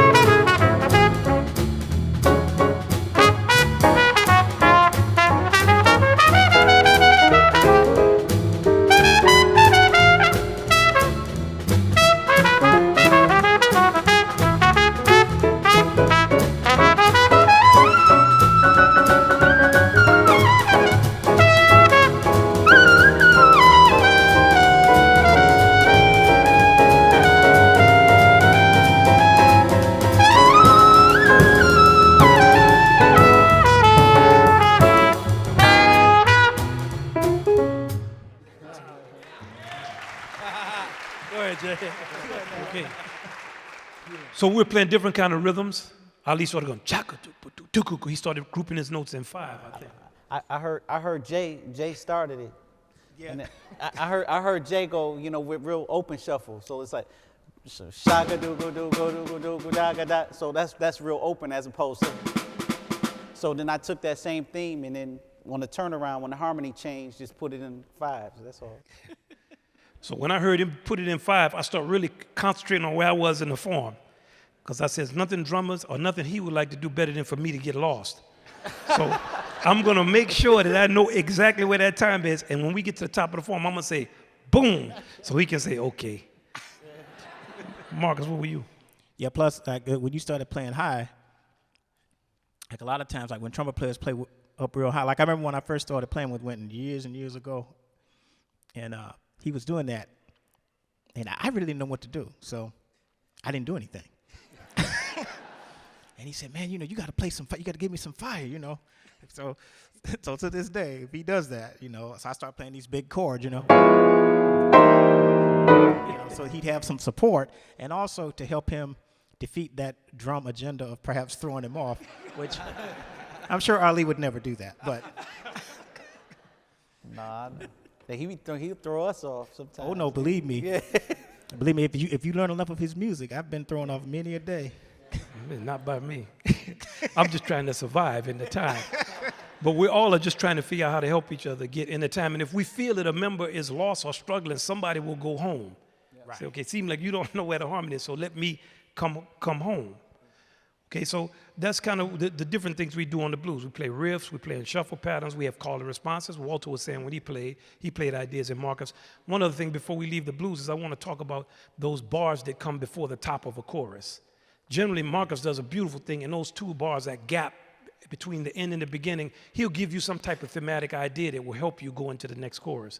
Can you explain that, Marcus? Yeah, well, what it is this is, again, not that y'all care, but this is like a D chord, okay? And so this is the chord that he's talking about. And it just sits there for 4 measures. And so there are a lot of things you can do with rhythm and also with riffs and just general melodic intensity that helps to set up what we call the top of the course or the beginning of the form. And that's, like, as a piano player, your job is, you know, well, first of all, don't stop someone from sounding good, and if possible, help them to sound good. You know what I mean? It's like putting on something pretty, you know? Hopefully it makes you look better than you think you look. So that's, you know, we can try that. Yeah, you want to give them an example? Yeah, Play that, the last section. yeah, we just played on the last, the D chord, okay. Right. Somebody gonna solo on that? 1, 2, or 1, 2.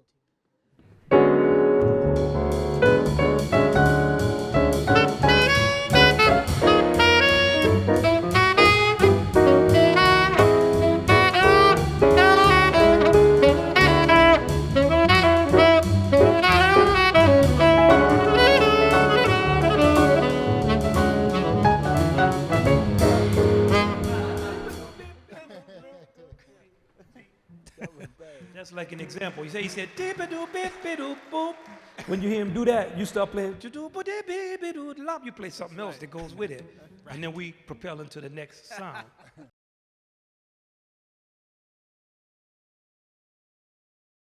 Okay, now we're going to talk about the next attitude, which is Afro-Cuban Hispanic. But I'm not going to say anything. I'm going to turn it over to someone who actually knows about it. Carlos. Yeah, let's play that too. Let's just play it.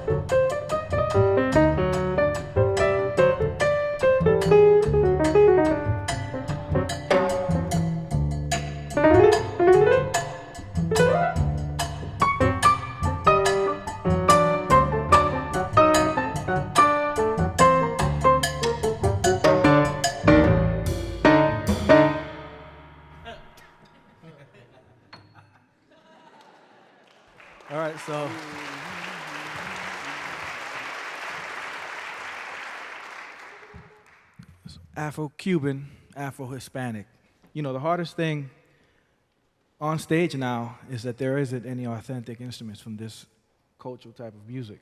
And the hardest thing for us here, just to give you guys an understanding of what musicians have to go through, is that the rhythm section usually has to take the bulk of the work in terms of knowing mostly more than one instrument, which is Ali's job. Ali has to know more than probably one instrument, and I'm going to have to deal with 2 or 3. So the basic structures of Latin music are basic patterns, elements that we use. It's not just one thing that creates this style of music. There's usually more than one instrument that makes it work. And today we're going to talk about, real briefly, about certain things that create this type of music. The one thing that we're going to talk about is clave. In this type of music, we usually use something that is called a clave. And we generally call it the 2-3 or the 3-2. And there's nothing complicated about it. It's basically one pattern which is either reversed on one side or played on another. On this tune that we just played, it's a 2-3 clave, and this is what it sounds like. I'm going to count it off. 1, 2, 3, 4.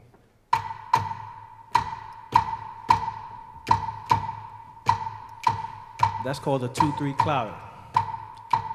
Now that clave, when we played this song, when we just played it, it was not played at all, but it was internalized by Ali and I while we were playing. Another instrument that is very crucial in this type of music is the congas.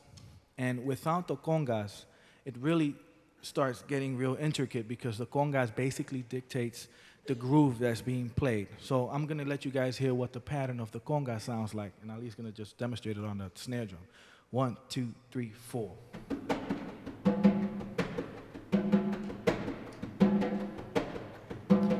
Now this instrument right here and this rhythm that's being played wasn't even played while we were playing this song. So that's another instrument that has to be internalized while you're playing this music. Now the congas, just a brief history, is an extension, or basically the bass is an extension of the congas. Now what I'm playing on this instrument, which is 1, 2, 3, 4, right, is an extension of the conga.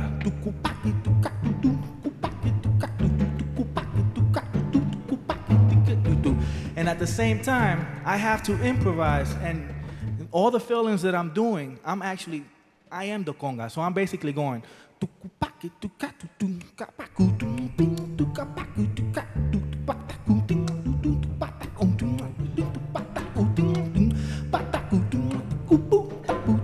You know what I mean? So there's a lot of stuff going on. But because because the instruments are not on stage, it doesn't mean that you cannot perform this type of music. It just means that you have to take your time and learn the actual instruments and internalize them so that when you're playing, you could actually reference them. Another thing that Ali's doing in this style of music is also playing what is called the cha-cha bell. And it sounds like this. 1, 2, 3, 4. And they call it a cha-cha bell because it's going cha-cha, cha-cha-cha, cha-cha-cha, cha-cha-cha, cha-cha-cha. All right? Another thing in this music that Ali's also playing is the cascara. I want you guys to hear this. 1, 2, 3, 4.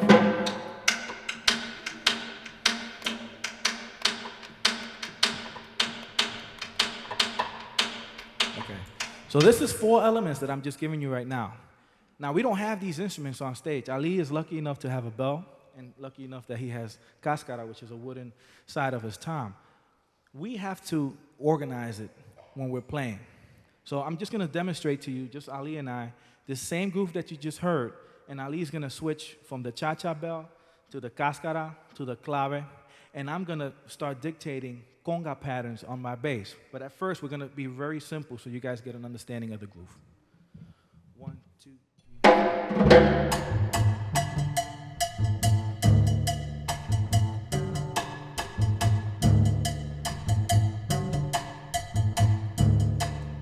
Now I'm going to start dealing with the congas.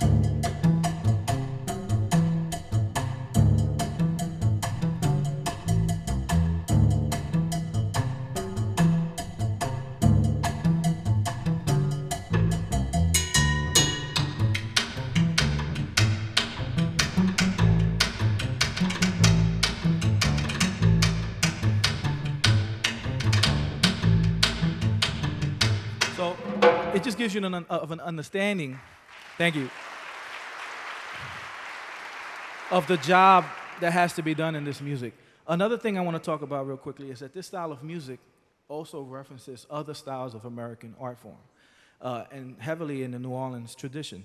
Something that Wynton was talking to me about, which is the Creole style quasi-habanera from New Orleans, which is doom, doom, doom, doom, doom, doom, doom, doom, doom, doom. The big four is heavy in this. 1, 2, 3, 4. 1, 2, 3, 4. 1, 2, 3, 4. 1. We could play the same pattern that we played with the other two.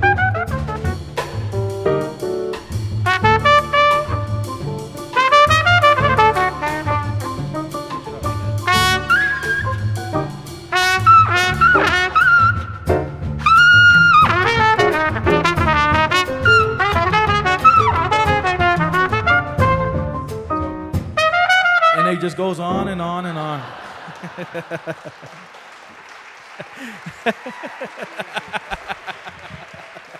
So what he's saying is, because I learned a lot about playing Latin music from Carlos. I wouldn't play it for years. I had a lot of mentors who actually great Victor Paz and musicians who really could play. And I'm particular about disrespecting people's music coming from New Orleans. But he taught me a way to play on clave, where I would play on the downbeats on the top of the clave and on the offbeats at the bottom of the clave. Like we just played a 2/3 clave. I'm just going to show what you taught me. Ali's just going to play the clave and Wynton's going to offset it with his. Now, normally I would just play like regular jazz, like, so we're going to play the clave. I'm just show the regular way I would play.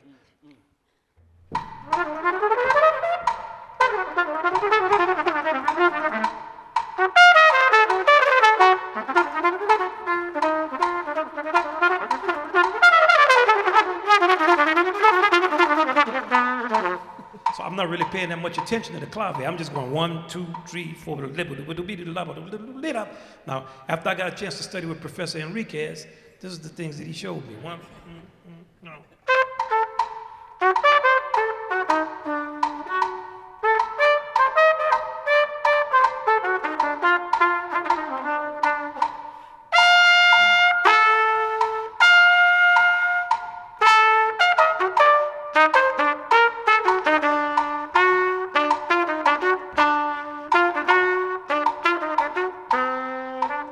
So you can hear the difference in the style. Another thing he's talking about is the way the New Orleans rhythm interlocks with that rhythm. So if you just play the clave for me, and I'm going to sing the New Orleans rhythm. 1, 2. So this is our rhythm. Boom, boom, boom, boom, boom, boom, boom, boom, boom, boom, boom, boom, dum, ka dum, dum, dum, ka da ka da ka, ka da cha ka ka cha cha ka cha cha cha ka cha cha ka cha ka cha cha ka rata cha cha. That's all New Orleans there, because I don't know. Cha chukum ka cha ka cha cha boom. So we come together on that big four. Okay. One last thing, we'll just play on it and let Marcus play a montuno or something that locks in with it. Okay. Let me just say something about the montuno before we go on. The montuno is basically a repetitive pattern that is played within the rhythm section, and it's derived from the Cuban tres, which is a Cuban instrument guitar made famous by Arsenio Rodriguez. Now, in this pattern, there are many patterns to play once you're involved in it, but the basic patterns in this would be 1, 2, 3, 4. Booty doom, be doom doom, booty doom, be doom, booty doom, ta ta ta, pa ta ta, ta ta, pa ta ta, ta ta ta, right? Ta ta ta. And another way of playing a montuno is playing block chords. 1, 2, 3, 4. Ching, ching, ching, ching, ching, ching, ching, ching, ching, ching, go ching, ching, and then it just goes on from there. 1, 2, 1, 2, 3, 4.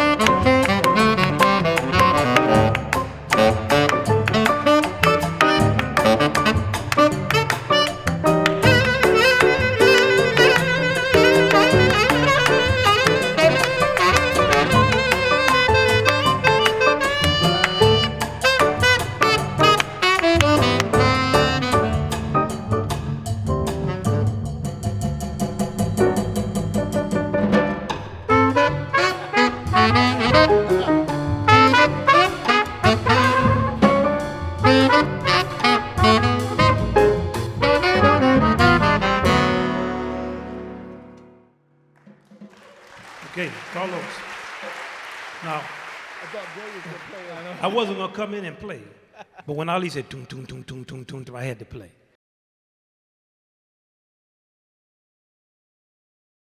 Now the final of the 4 attitudes is ballad. Ballad is sweet. It allows you to deal with conventions of meaning and sound as evocation. You can get your most beautiful sound. It has space. You play long notes, textures, raising the groove. Now we're gonna play the ballad move, the ballad mood.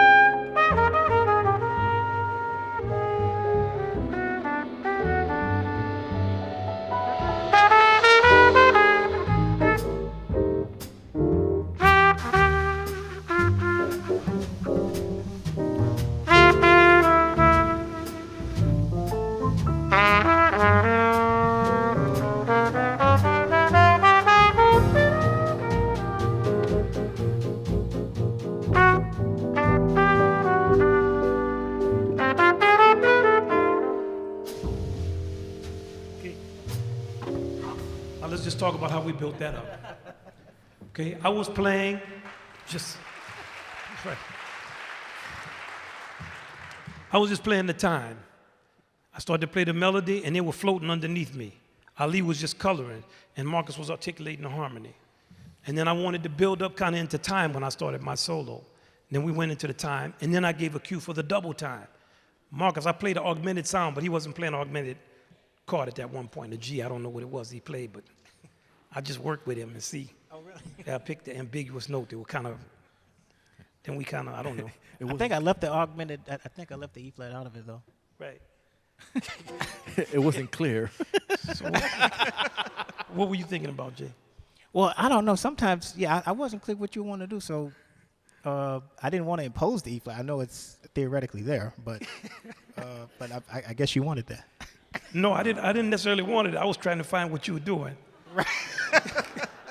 I mean, what you were doing sounded good. It's just I went to something. There's another thing about playing. You expect to hear a certain sound, but you don't know what it's going to be. So you have to be able to respond. I should have heard what you did, really, but I didn't. I was so determined for what I was going to do that when I heard what he did, I said, okay. Part of it too, like when you're playing in the moment, which we really are doing, like it's no joke. Like it really is. It's like if you go somewhere and you used to going one way and then the road is closed. I mean, you got to find another way. So There's no GPS. Yeah. So the bottom line is, you know, I think I got lost in all these chords. You know, you see all these keys on here. So you sometimes you just play them. So I really couldn't. I wish I could tell you what I was doing, but I can't. You know what's good about playing a ballad? And it's good practice. You know, ever since we started rehearsing with Marcus, you know, sometimes it's good as a musician, man, just to close your eyes and just to use your ears and just feel somebody playing. The hardest thing about playing a ballad, especially for a rhythm player, is that you got a group of men on stage, right? But the hard thing about being a man is that sometimes you got that machismo, like, I'm not gonna give up anything to show you that I'm emotional about what you're playing because it does sound good. And the hard thing about, I'm serious, you'll be surprised. The hardest thing, and I could tell you, when you listen to Miles Davis, that there's a great My Funny Valentine, Every Fisher Hall. If you ever play that and you blast that in your room, you will feel, your hair, everything will start standing. It's just spiritually unbelievable. It's hard to mimic that if you're on stage and you're closed. You have to close your eyes and, like with Marcus, you're in the moment. You have to respond and hear the sounds and the emotions that are being played. Yeah, you kind of have to let go. So, and it's a breathing. I think what Wynton is it's a living organism unto itself. So, In this particular thing, just to recap, after Wynton played the melody, Carlos was pretty much playing the time. I was playing really sparse. Actually, I stopped playing altogether because just the sound without the drums, the coloration. I think at the end of the first chorus, I made a cymbal swell, like identifying, like Wynton played a phrase, and I just kind of accentuated that into the top of the form. But then towards the end of a solo, the end of the second chorus, we got into some, well, he went to double time. He played a phrase that was very in a whole different time. Like, we'll give you an example. Like, can we do that phrase? Like, we just playing in 2, 3.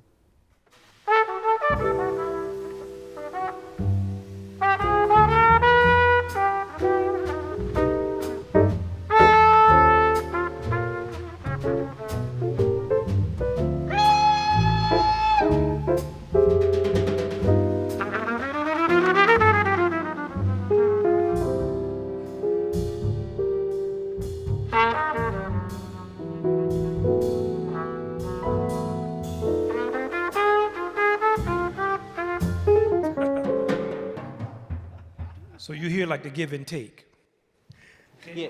Anytime someone plays a phrase that's very definitive in another time, it's like a lead, and that's what they want to do. So generally, if it's a solo, if Marcus played it, it doesn't matter who. Carlos could play it, any of us could play it.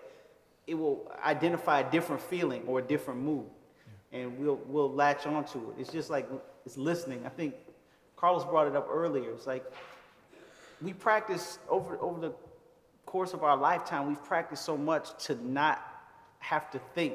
You react. It's all instinctual. So our muscle memory and us playing in time, like that example of when we were playing all out of time and stuff, like when you're a young musician, like you're trying, it's like a baby learning how to walk. But once they can go from crawling to running, but it's like a process. So we're all very in tune to all of the nuances that every person is playing. So, and we just responding to that.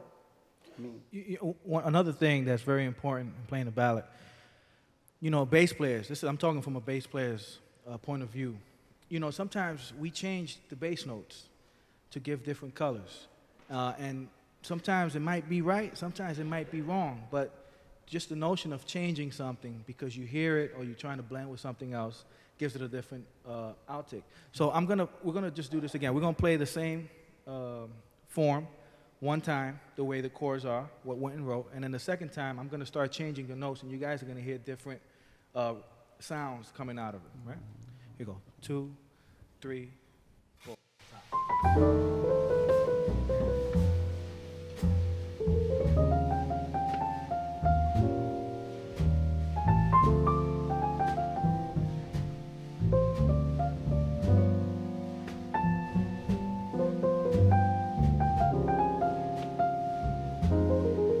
So those are the basic chords, right?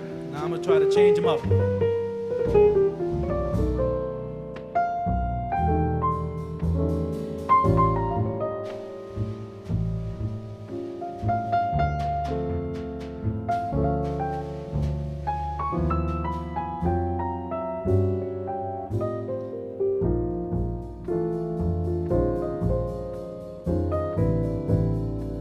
Here comes the top of the form. Now we just changed it. You see? But you hear how it gives it a different sound? Now, it might not be right. I played an E that didn't sound good with that F chord, but I wanted to go there because I wanted to go to the next chord of an A. It's just a sound.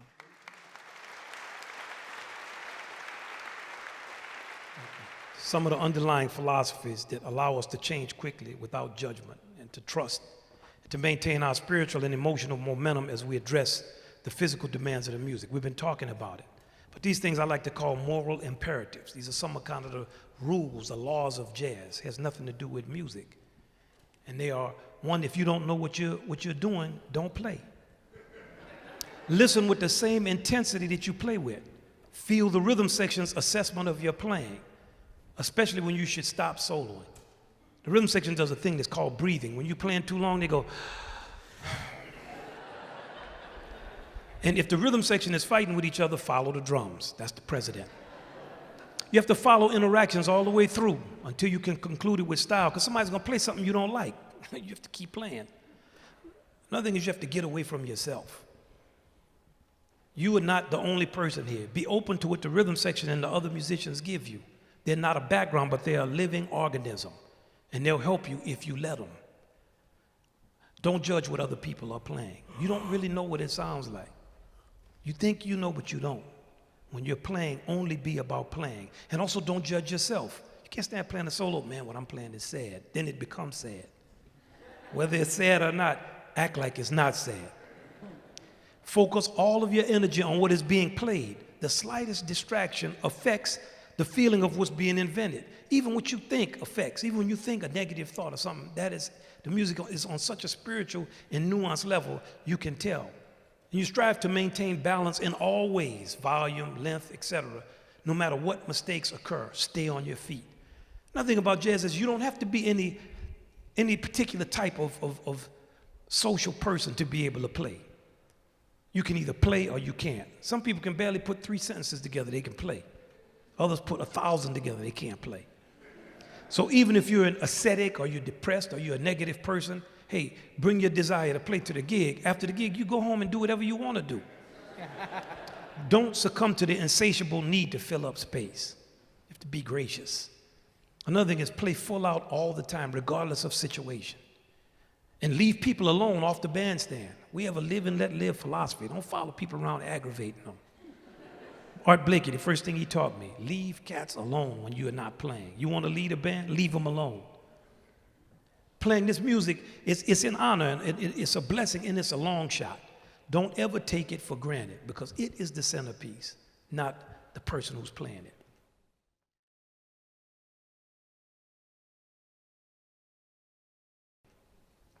And as life passes, there's moments, and we bunch them together, like my childhood, or in high school, at Harvard, when the kids finally left. We can't help but remember moments that define our experiences, but I guess mostly we forget. Anyway, what is memory but the suspension and polishing of a moment in time? The king of all the jazz musicians, Benny Carter, asked, how long is a moment? A memorable person, a meal, a room in a house, a squeaky door, a wife, a mistress, a husband, a hemstress. Things you used to do and now you talk about as if to speak it is to make it live again. Collective memory of wars and catastrophes. You know, disasters, they always bring out the best in folks. You just saw it. We need to remember heroic things, or we need to make them up. Memorable decades like the Roaring 20s. Memorable eras, the Great Depression, epochs, the antebellum South. Memorable civilizations, the age of the pharaohs. Those who didn't document themselves live only in our genes. Only the most useful things are remembered, or dumb things that are repeated over and over and over and over. Memory is too precious to waste. All here, all gone, all here. And all you remember are the most useful things. And you hope that those are the things most repeated. People always seem to think that their way of life is the best way. It is only just and only ever a way. That's why it's important to repeat, reenact, reinvigorate, and invent from whole cloth, if necessary, the songs that are essential to you being the best possible you. And that's what this music does, time and time again.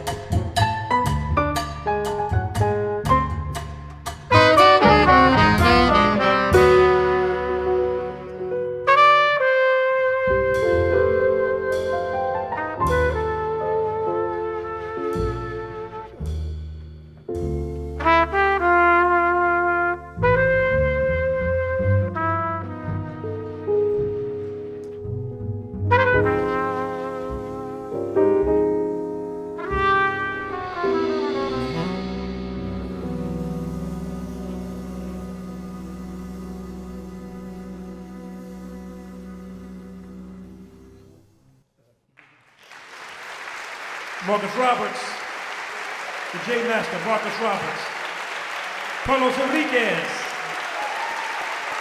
Ali Jackson, Walter Blanding. Thank you all very, very much. It's been a great pleasure. Thank you very, very much. Marcus Roberts, Carlos Henriquez, Ali Jackson, Walter Blanding.